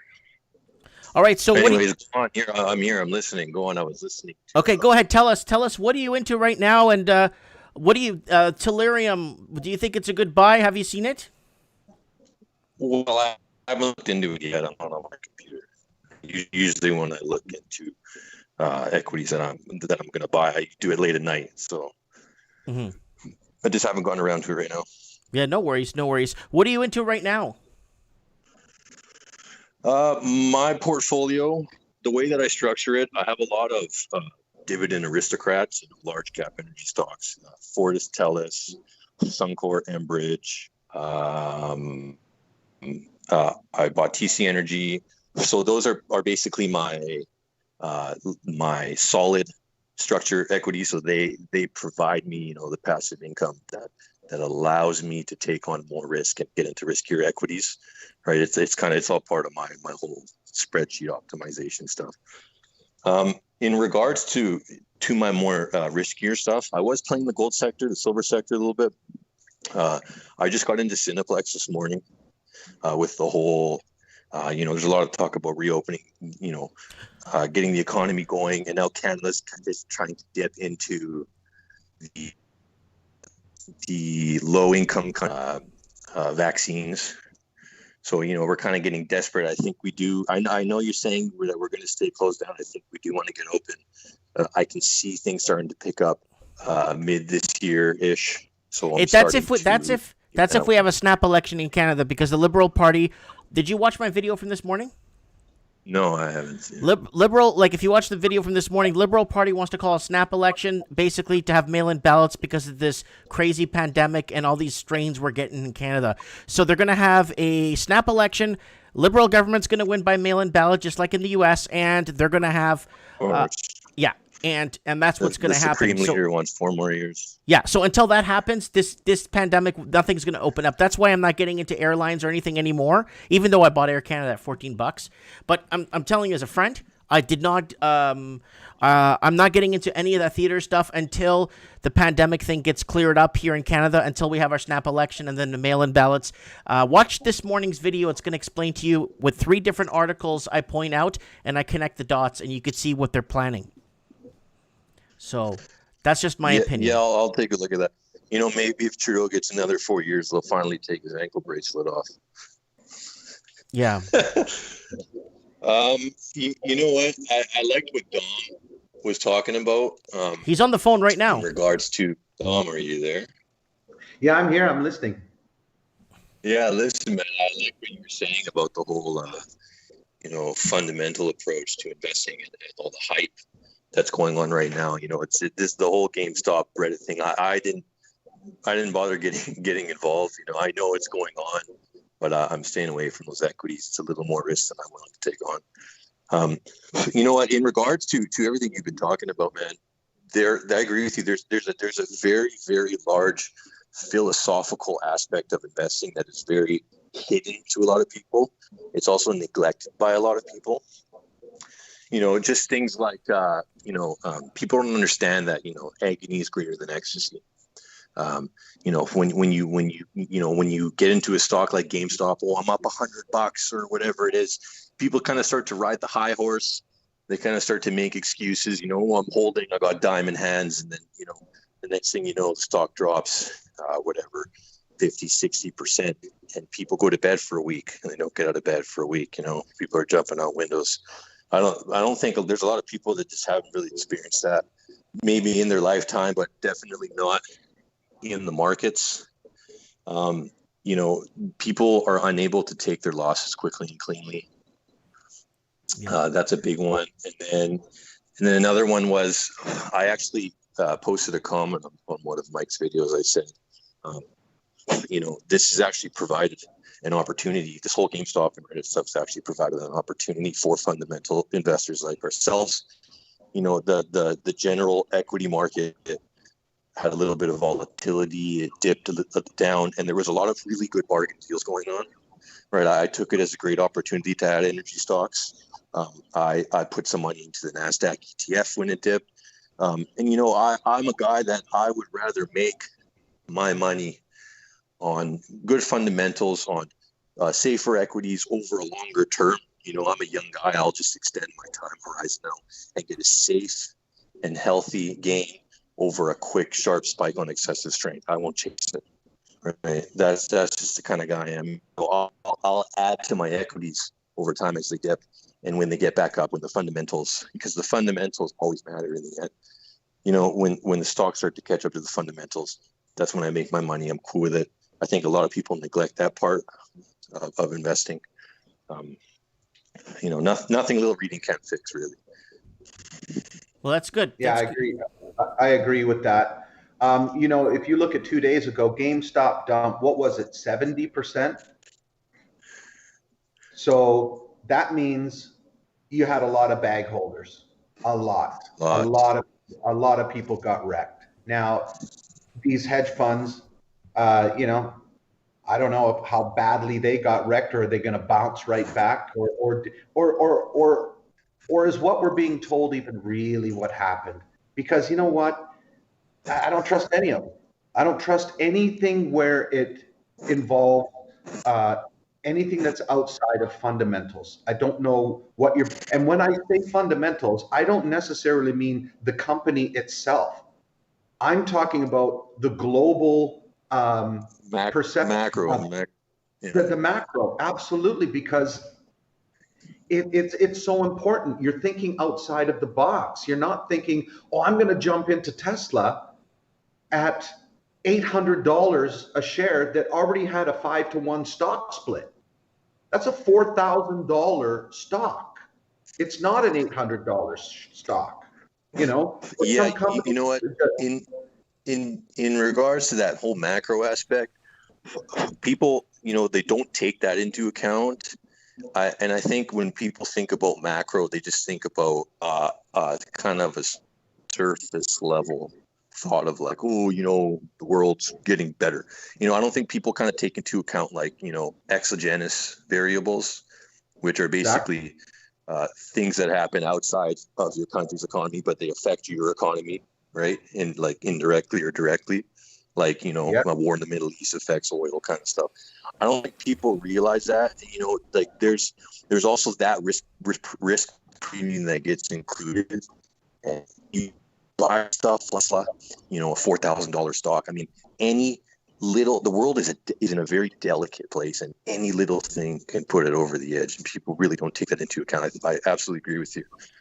Guys. Oh yeah, they like I said to Mike earlier, they scatter like pigeons. like birds, a bunch of birds, and then you just clap your hands and they just scurry off. Yeah, absolutely. We just had volatility. We had regime change volatility. Just happened January because of the inauguration of the presidential election, which is basically when one regime takes the place of another over a specific span of time series, you don't get that stability of the mean kind of thing. You get excess volatility and stuff. And we just had that, right?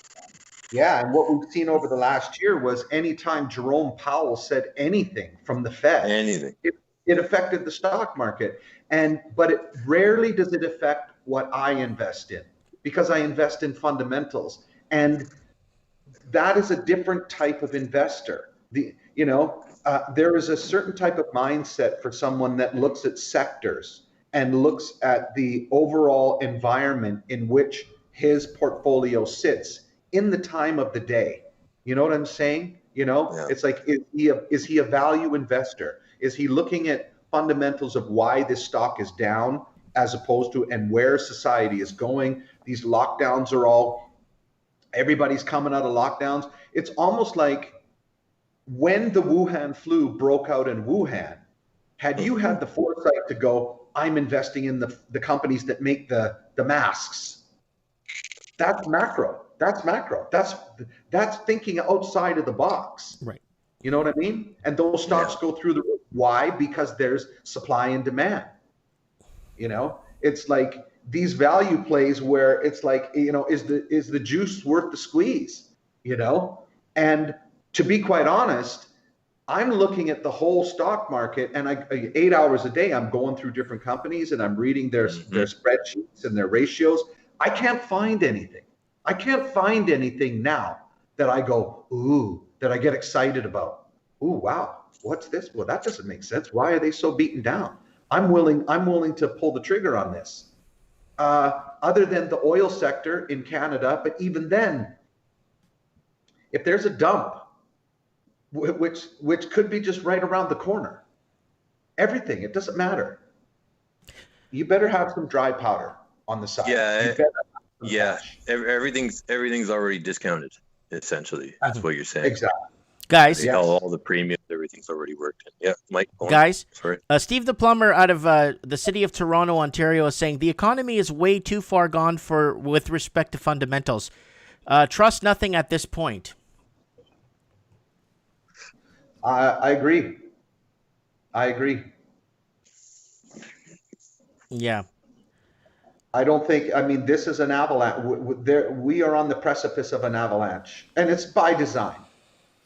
The whole pandemic, the whole thing, people argue with me and they will say, well, yeah, but Trump defied everything. And if you believe that presidents are selected and not elected, then here's my thesis.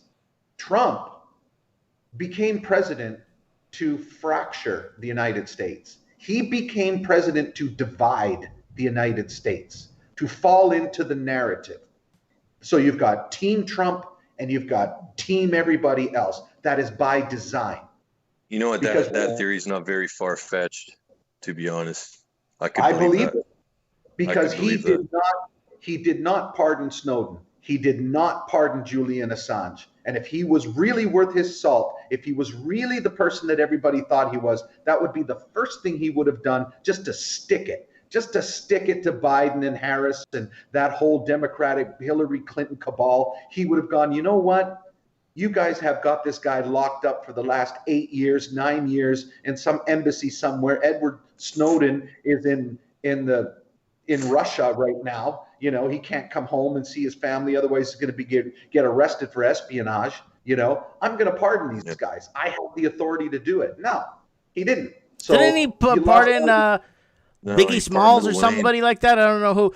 Guys, Stel Toronto sent me $100 again in Super Chat. Thank you very much. And he's saying, get out of the markets, stay on the sidelines for now because you won't stay in bed for a week or jump out of windows. People will be jumping off buildings. Well, you know what? A broken clock is right, twice a day. And we all thought that the market was going to dump in 2015 and 16 and 17. I sold my house way sooner. These things take a while to play out. Right now, we're in the euphoric stage, the euphoria. And if you look at the stock market chart, there is that, that sort of chart that everybody goes by, where it's there's euphoria, and then there's panic, and then there's like sell everything off, and these cycles just come and go every 25 years. I don't, if you look at the 10-year yield, it's saying there's no problem. If you look at the volatility index, it's saying there's no problem. So don't fight it. Wait for those indicators and then get out. But if the indicators aren't showing, the stock market can make absolutely no sense longer than you can stay liquid.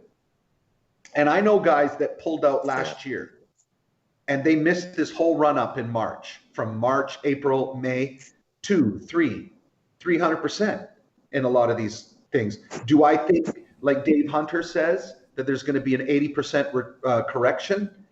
Yeah, because it's by design. It's by design. They create this. Woodrow Wilson. That's funny.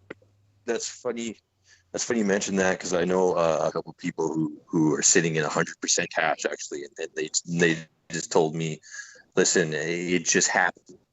I some equities and was expecting for market in 2 or 3 months. So I'm out, and now I'm in 100% cash, just by design. In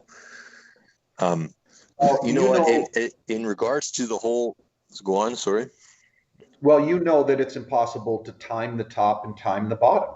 It's impossible. I've tried it. I've caught falling knives before. No one can time the market. Have you ever bought a stock where you're like, well, it can't go any lower than this. There's no way it can go any lower than this. I mean, this is low, and then it goes lower. Yeah. It goes 50%. Like someone says, well, it's only 10 cents. Well, if it goes to 5 cents, you just got wiped out 50%. So it can, and it will. Everything has that potential. You mentioned Peter Lynch before, and he said that at one point. He said, if the stock is $30, how much lower can it go? And he also said that, it's $3, how much can I lose? And well, if the stock goes to zero, you lose everything. Right? Exactly. It doesn't matter how much the stock is. And that's why that's why Tesla did a stock split. When Tesla was up around $2,500, and then they did a split, 1 for 5. So it lowered their share price. Then people just get sucked in. They're like, oh, well, now it's only $150.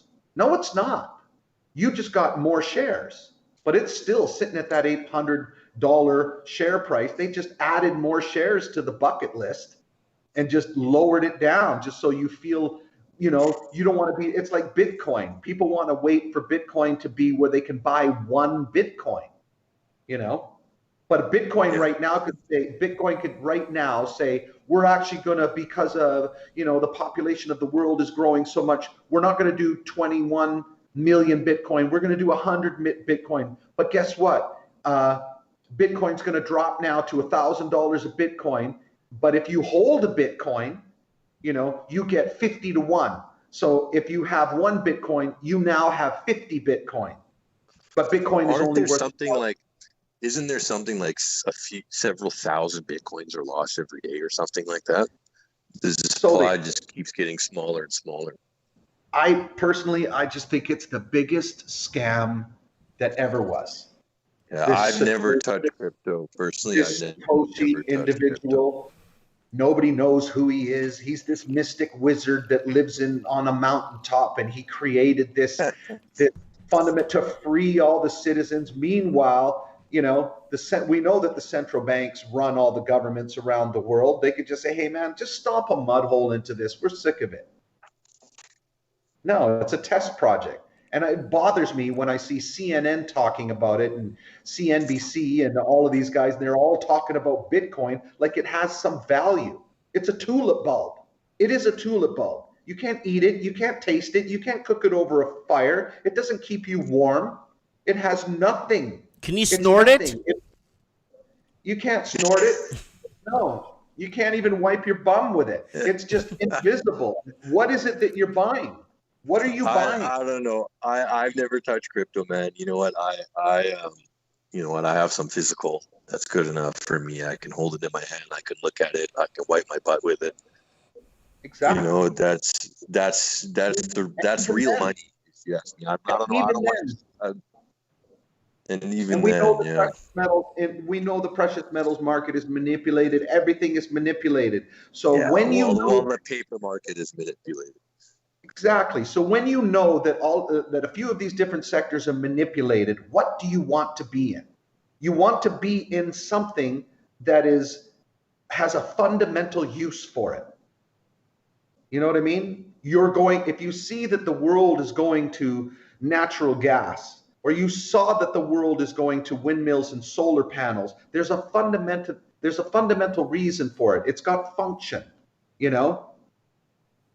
I'm not going to open up a store that sells ballet shoes in a coal mining town. Oh, come on. I'm going to open up a store that has work boots and work clothes and stuff because there's fundamentals behind it, And these people are out there in the stock market with these inflated stock prices for something that I don't see everybody's going to be driving electric cars. Not in 20, 30 years. I don't see it. You just bought a car 2 years ago. What are you going to dump it? You're just going to get rid of it? Gasoline is an excellent form of energy.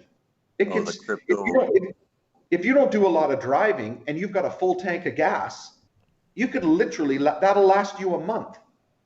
It's sealed. It's in your gas tank. You don't have to plug it in. You don't have to worry about running out. If there's a blackout, you don't have to worry about, oh my God, there's a blackout. I can't charge my car. I've only got 5% electricity in my car, and we've had a rolling blackout for the last 5 days.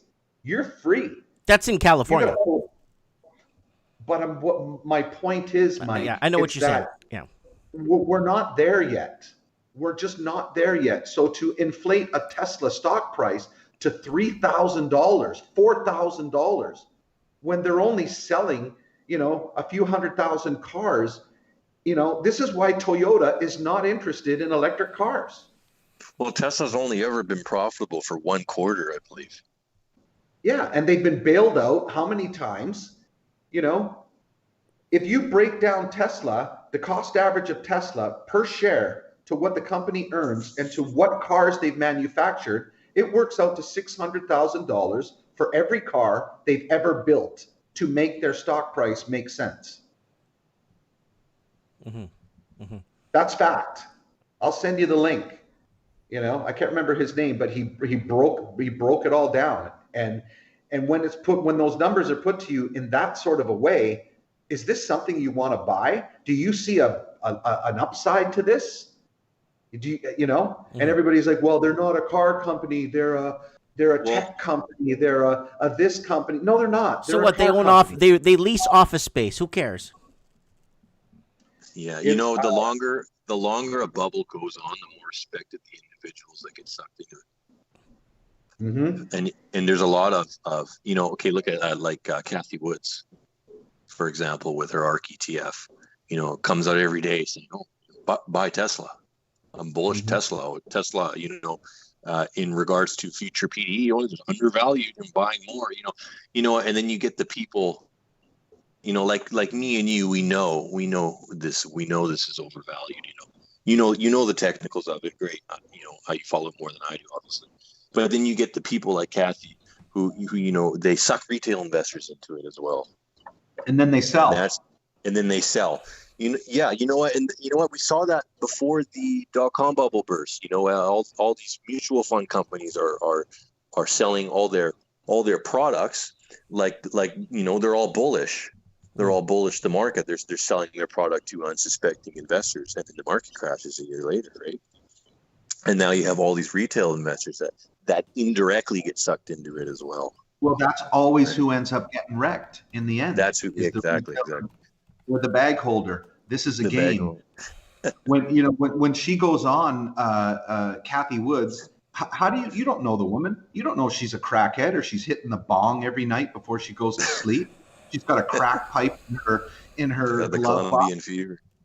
You don't know. You do not know this person. Mm-hmm. Why are you trusting this person so much to take your hard-earned money and put it into something just because she said so? This is human nature. There's always an ulterior motive. They don't care about you. Government doesn't care about you. Well, people, human instinct, you succumb to the promise of quick cash. That's just, some people, and you notice when as investors, a big part of it is learn to have a control over the emotional aspect of it, and also learn to neglect those human instincts. That's obviously a big part of the philosophical thing I was talking about earlier that a lot of people neglect. Right. Oh, and it's just one big, and if you noticed, like on a lot of these channels, which a lot of these new investors are following, Reddit and Stock Twits and the Yahoo, even on the Yahoo that you use, Mike, there's the conversation link. You can click on it and see the comments and stuff that people are talking about a certain stock. If you say anything outside of their confirmation bias, you just get ganged up on. Oh, it's just like lefty community. Yeah. That's called cognitive dissonance. That's Absolutely. a cognitive bias, right? They just when people are presented, people are presented with new information that contradicts their beliefs, they get uncomfortable. Oh yeah, it's called cognitive freak out on you. I had like 30. That's literally a behavioral finance study. Literally. Well, sorry. Anthony, we're losing you here. I had like 35 people gang up on me. Oh, yeah. The second you want to give reason or actually speak some reason or some truth or maybe warn somebody about something to potentially that could ruin their ruin them financially for years, they jump all over you like stormtroopers into Poland. Absolutely. Yeah. You get it all. You know what? Wait till people get a taste of recency bias, because you know what? Investors are conditioned by their memories. And when the market goes against them, they're going to remember it. Oh yeah. Recency bias. Yeah. And the thing is, you think it would be appreciated when you give them accurate, sound experience, and that you've learned through experience. I've been wrecked before. I invested in Bitcoin before I moved to Mexico. I put $160,000 into a trading account with Einstein Exchange that was on Pender Street. Marble floors, flat screen TVs. The director of Einstein Exchange, his name was Michael Gokturk. He owned a company called Payfirma that did all of this online payment applications and stuff like that. Very well respected, got a license through the city of Vancouver. So I came to Mexico, and as a patient trader, investor, I said, I'm going to wait until Bitcoin is around $3,500. At this time, it was sitting around 14,000, and it was coming down from the high of 20,000 after 2017, going into 2018. And I said, it might take 6 months, 7 months, but I think it's going to go down around 4,000, 3,500. And when I was just about to pull the trigger and buy, the whole exchange went dark. That's it. Everybody's money, $16 million gone. Poof. He basically claimed that just happened. Yeah, he claimed this happened in 2019, November 1st. The British Columbia Securities Exchange went in, and the doors were all locked and the place was cleaned out. It was like something out of the movie Boiler Room, And so right now I have a lawyer and we're going after him, And I spoke to my lawyer who did a search, and he said, man, you're just like one of the only people holding this guy's feet to the fire. And I just don't understand why people just take it. They just take getting burned. They all FOMO into something, the retail, and they're all the bag holders that just get left like, what's going on? How come it went down? And I don't really understand, and sometimes you gotta learn the hard way, man. And now if you went on the Yahoo Finance board, man, you blow your brains out. Just reading the stupidity comments people post every day. Ooh, is this going up tomorrow? Oh my God, dude. that's, you know, the old saying that when JP Morgan knew when to get out of the stock market in 1929, and he was asked in an interview, well, how did you know? Because you got out right at the top. Hey, how did you know? Dom. And he said it was a shoe shine boy at the Waldorf Hotel was shining his shoes and was giving him stock tips. And he was like, oh, okay, time to get out. And that's kind of what's going on now. But Dominic, this is the same Dominic. This is the same J.P. Morgan that didn't take the first maiden voyage of the Titanic. I was just gonna say, is this the same guy that wasn't on the Titanic? Yeah, this guy's like horseshoes up his butt. Well, he's a total crook, you know. And if you look at who's manipulating the precious metals, it's J.P. Morgan Chase, you know. But all I'm saying is, take whatever vignette that he said, you can take it for whatever it's worth. But, you know, history may not repeat itself, but it rhymes. And human nature never changes. It just doesn't change. And there's this euphoria right now of everybody piling into stocks. And you read, just like you said, bro, about the comments and the thing, just stupid questions. Like, yeah, well, you know, a big part of it now is that it's so technologically available to people as well, right? I mean, this isn't 1920. This isn't, you know, the 40s or the 50s. I mean, we can go on our phone and at the click of a button, we can buy and sell commission free, and so people have access to that. And so now, you know, people see their neighbor making a quick buck, so everyone wants to get in, right? And it's so easily available, everyone just jumps in, right? But you know what? And all that means is that more people are going to get burned. Yeah. Exactly. It's a modern day pyramid. When Kathy Woods goes on CNBC and she starts pumping her ETF, you know, her space. Have you seen the components in her ETFs? Like, have you at the innovation ETF and seen the holdings of it? Yeah, like she's talking about going to Mars and all this sort of stuff, and it's like, wow, are we there yet? You know, I don't think we can get out of lower Earth gravity or something, lower Earth orbit. No, but people are piling into these space exploration stocks. It's like, wow, okay. Yeah, if the company doesn't make money, it's a buy. Mm-hmm. Yeah, and it's theater. It's political theater. It's like we have so much theater going on right now. It's like the whole COVID bias. It's the whole can't make up their minds whether you're supposed to wear a mask or you're not supposed to wear a mask, whether the PCR tests work, whether the data, you know, nobody's dying. You know, nobody's dying of cancer anymore. Nobody's dying of the common flu anymore. Nobody's dying of anything, you know. Well, because we got the anal swab. Exactly. You know, and it's like people absolutely need to take this. They need to wake up on all aspects of everything. Stop being so trusting. Stop thinking that this is the way it is. You know, it's like Leo Tolstoy said, history would be a wonderful thing, you know, if it were only true. Yeah. You know, like Hemingway said, you know, a lie will travel halfway around the world before the truth is even put on its shoes, you know? So, or actually that was Mark Twain that said that. Nothing has changed. So whether we're talking about the tulip bulb mania from 1800 and something, where one tulip bulb was worth $2,000. Yeah, it was the price of a house, a tulip bulb. Kind of reminds you of the contract. It was a contract or something, or the price of a house or something retarded like that. Kind of reminds you of something, you know, kind of reminds you of maybe something called Bitcoin.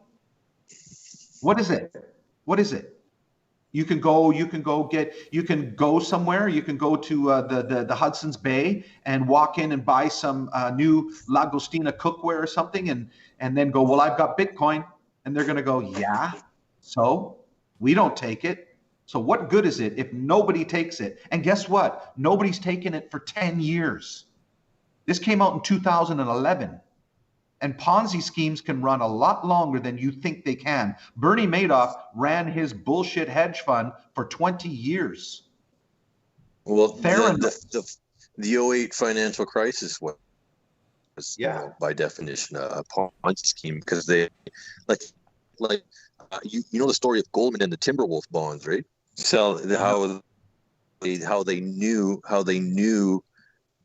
they were looking at the volatility a few days before the crash, and they said, "Oh my God, the MBSs are going to crash, so we're going to have to offload everything off our balance sheets onto the public." Right, and so they went out the next day on the floor and sold all their MBS securities. The market crashed, and they let everyone else take the fall. Right. Exactly. 100%. So how do you protect yourself from this?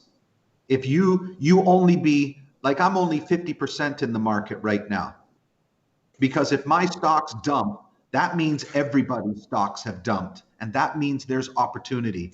And if I'm fully hedged in the market, and I think that, well, I'm hedging my position with gold and silver and Bitcoin, well, guess what? That all dumps too. And the only thing that's going to save your bacon right now is liquidity. Are you liquid? Do you have any liquidity? Because that will, then you can jump in and buy some stuff that's pennies on the dollar. But if you're fully vested in this, you're just going to have to, if you can get out, great, if you can get out. But if you're going to get out in the event of a dump, you're getting out at a loss. You know, otherwise you could just go, hey man, I'm just going to sit there and ride this out because I believe, you know, just like in March, how many people sold at the end of March at, you know, it dumped 37%. How many people just couldn't take the pain anymore and sold at 35% when that market, and they lost 60, 70, 80%. And they just dumped it. They were like, well, something's better than nothing. And then we're so gun shy. This is the mindset of most inexperienced retail investors. They sell at the bottom and they buy at the top.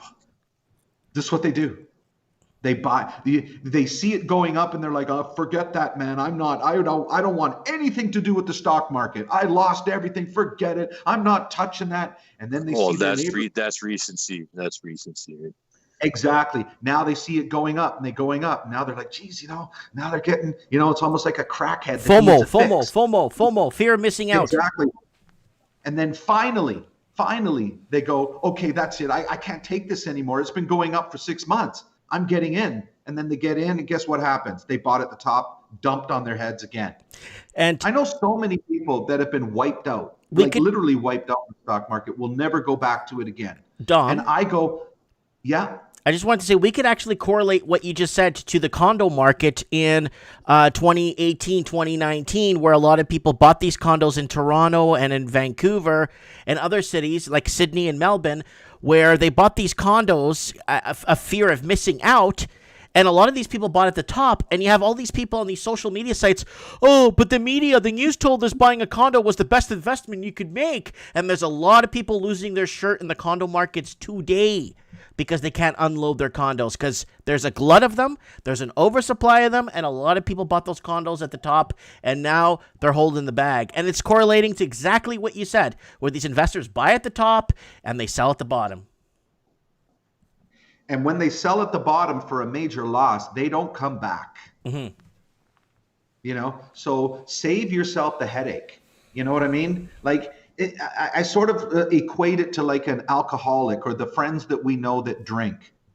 And you know that they're going to be hurting the next day. They know they're going to be hurting the next day. And then they do it anyway. And you're like, you know what's coming.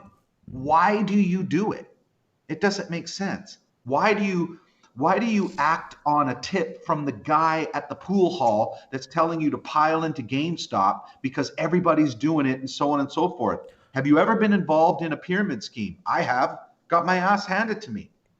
But I was young. I was only 19 years old. And I was like, yeah, man, what you got to do is you can pay this and then this goes up and then you get two other people and then they go in it. And I'm like, yeah, really? Yeah, man, I've made like $5,000 and I've made, you know, and you just get sucked into this stuff, you know? So when Kathy Woods goes on, you know, the TV and starts hyping everything that's in her ETF, she's making herself richer.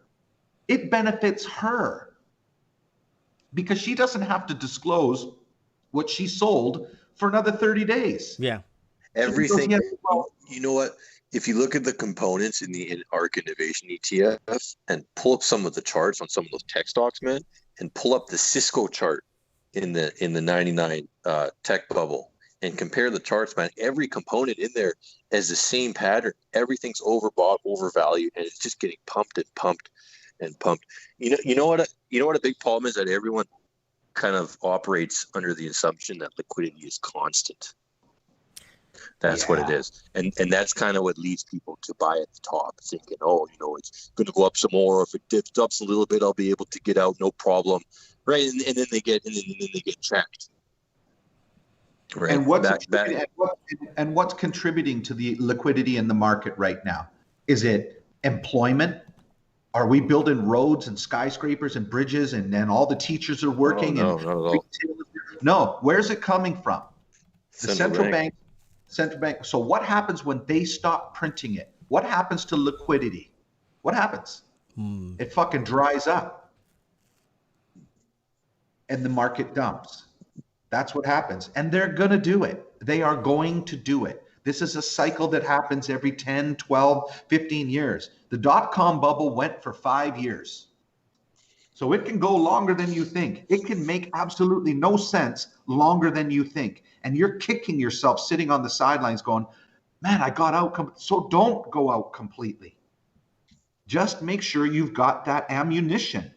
It's like we tell people to stock up on food. We tell people to make sure they've got enough water. Make sure you've got enough other things, just in case there's a blackout, just in case there's something. Well, look at your finances the same way. Look at your portfolio the same way. Am I too leveraged here? Look at your portfolio. Look at what your risk to reward ratio is. Am I too leveraged here? Am I gonna want to slit my wrists if something bad happens here? Yeah. And that uncertainty is a lack of conviction, right? Exactly. When they say, when you lack conviction, reduce your leverage, take off your bets, and stay close to shore.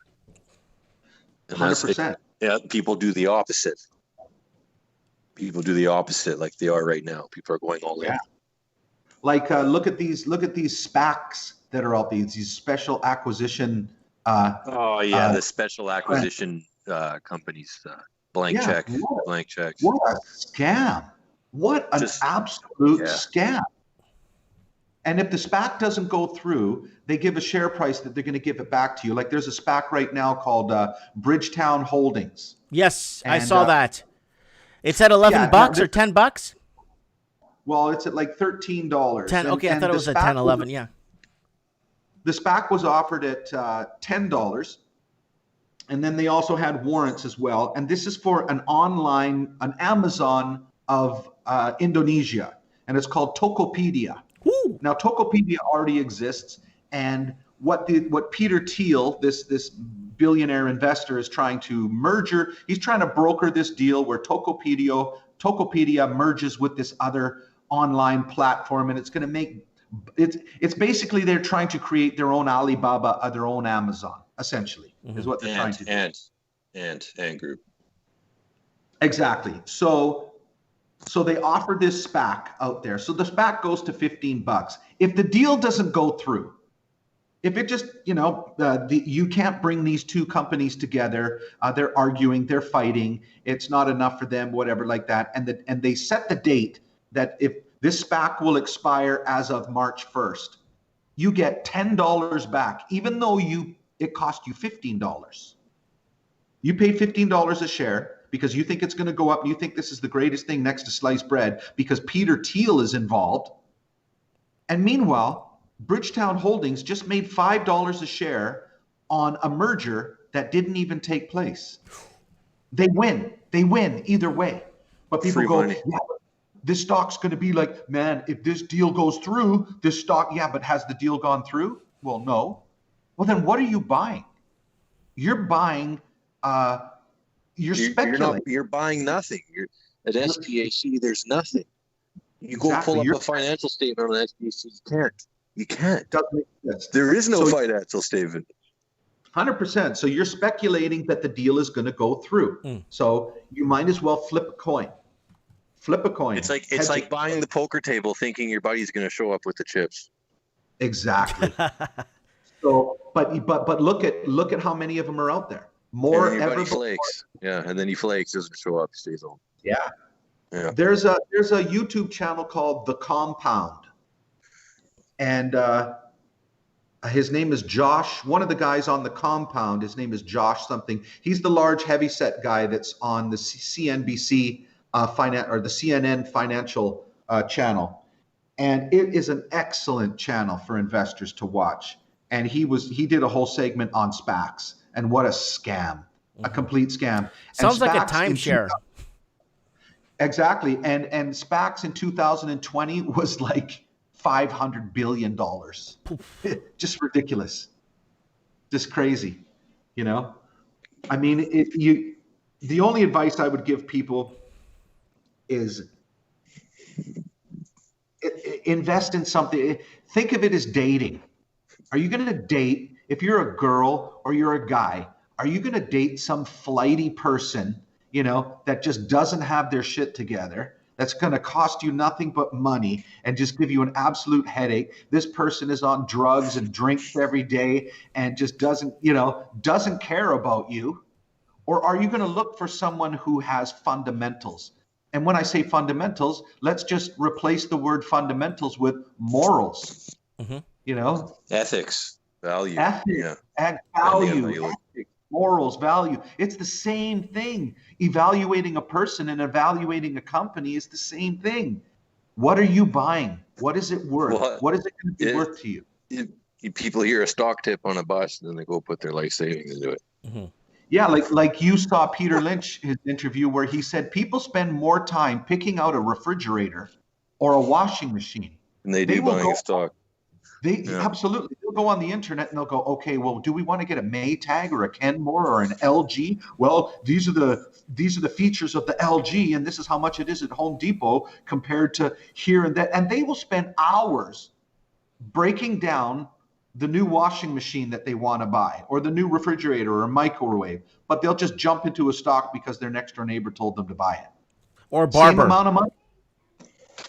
Or barber. Yeah. All right, guys, I gotta go. Show went half an hour overtime today. We've been here 2.5 hours, and I gotta roll, guys. But I appreciate Dominic and Anthony for being on this conference today. And next week maybe we'll get what's his name? Some of the crypto guys are rebelling in the comments, so maybe we'll get some of the crypto guys on next week to give us a different point of view on what they think. So Dom, I appreciate you coming on, and thank you, Anthony. For coming on. Yeah, thanks for having us, man. God bless, guys. Here. We'll talk soon, okay? Okay. God bless. Thank you. Ciao. So that's that. That's Dominic and that's Anthony. You see them in the comments all the time. And guys, I'm gonna wind it down now because I am tired. I still have a few things I gotta do before tonight's out, so I got a few errands I gotta run still. Guys, thanks for watching so much. I hope you guys got something out of this. I really appreciate it. Stell from Toronto, thank you so much for the $100 super chat. Wow, that's great. I'm gonna get things. I'm gonna start building. I'm gonna keep upgrading this studio and making it better. Before you know it, this thing will be like, wow, in the clouds. So I appreciate that. Thank you, Anthony. Yeah, Anthony wants to discuss more stuff, so that's okay. No problem. Come on the show next time. Who else? Yeah, Uncle Buck in the house there. Blunt News in the call. Blunt News in the house. We got G-Man in the house. Cerillion C in the house. Peace out. Thanks, guys. Appreciate that. And guys, thank you to our callers today. 2, 3, 4, or 4 callers or 5 callers we had today. Thank you so much, making the show what it is. All right, guys, you take care. Stay safe, and you can't.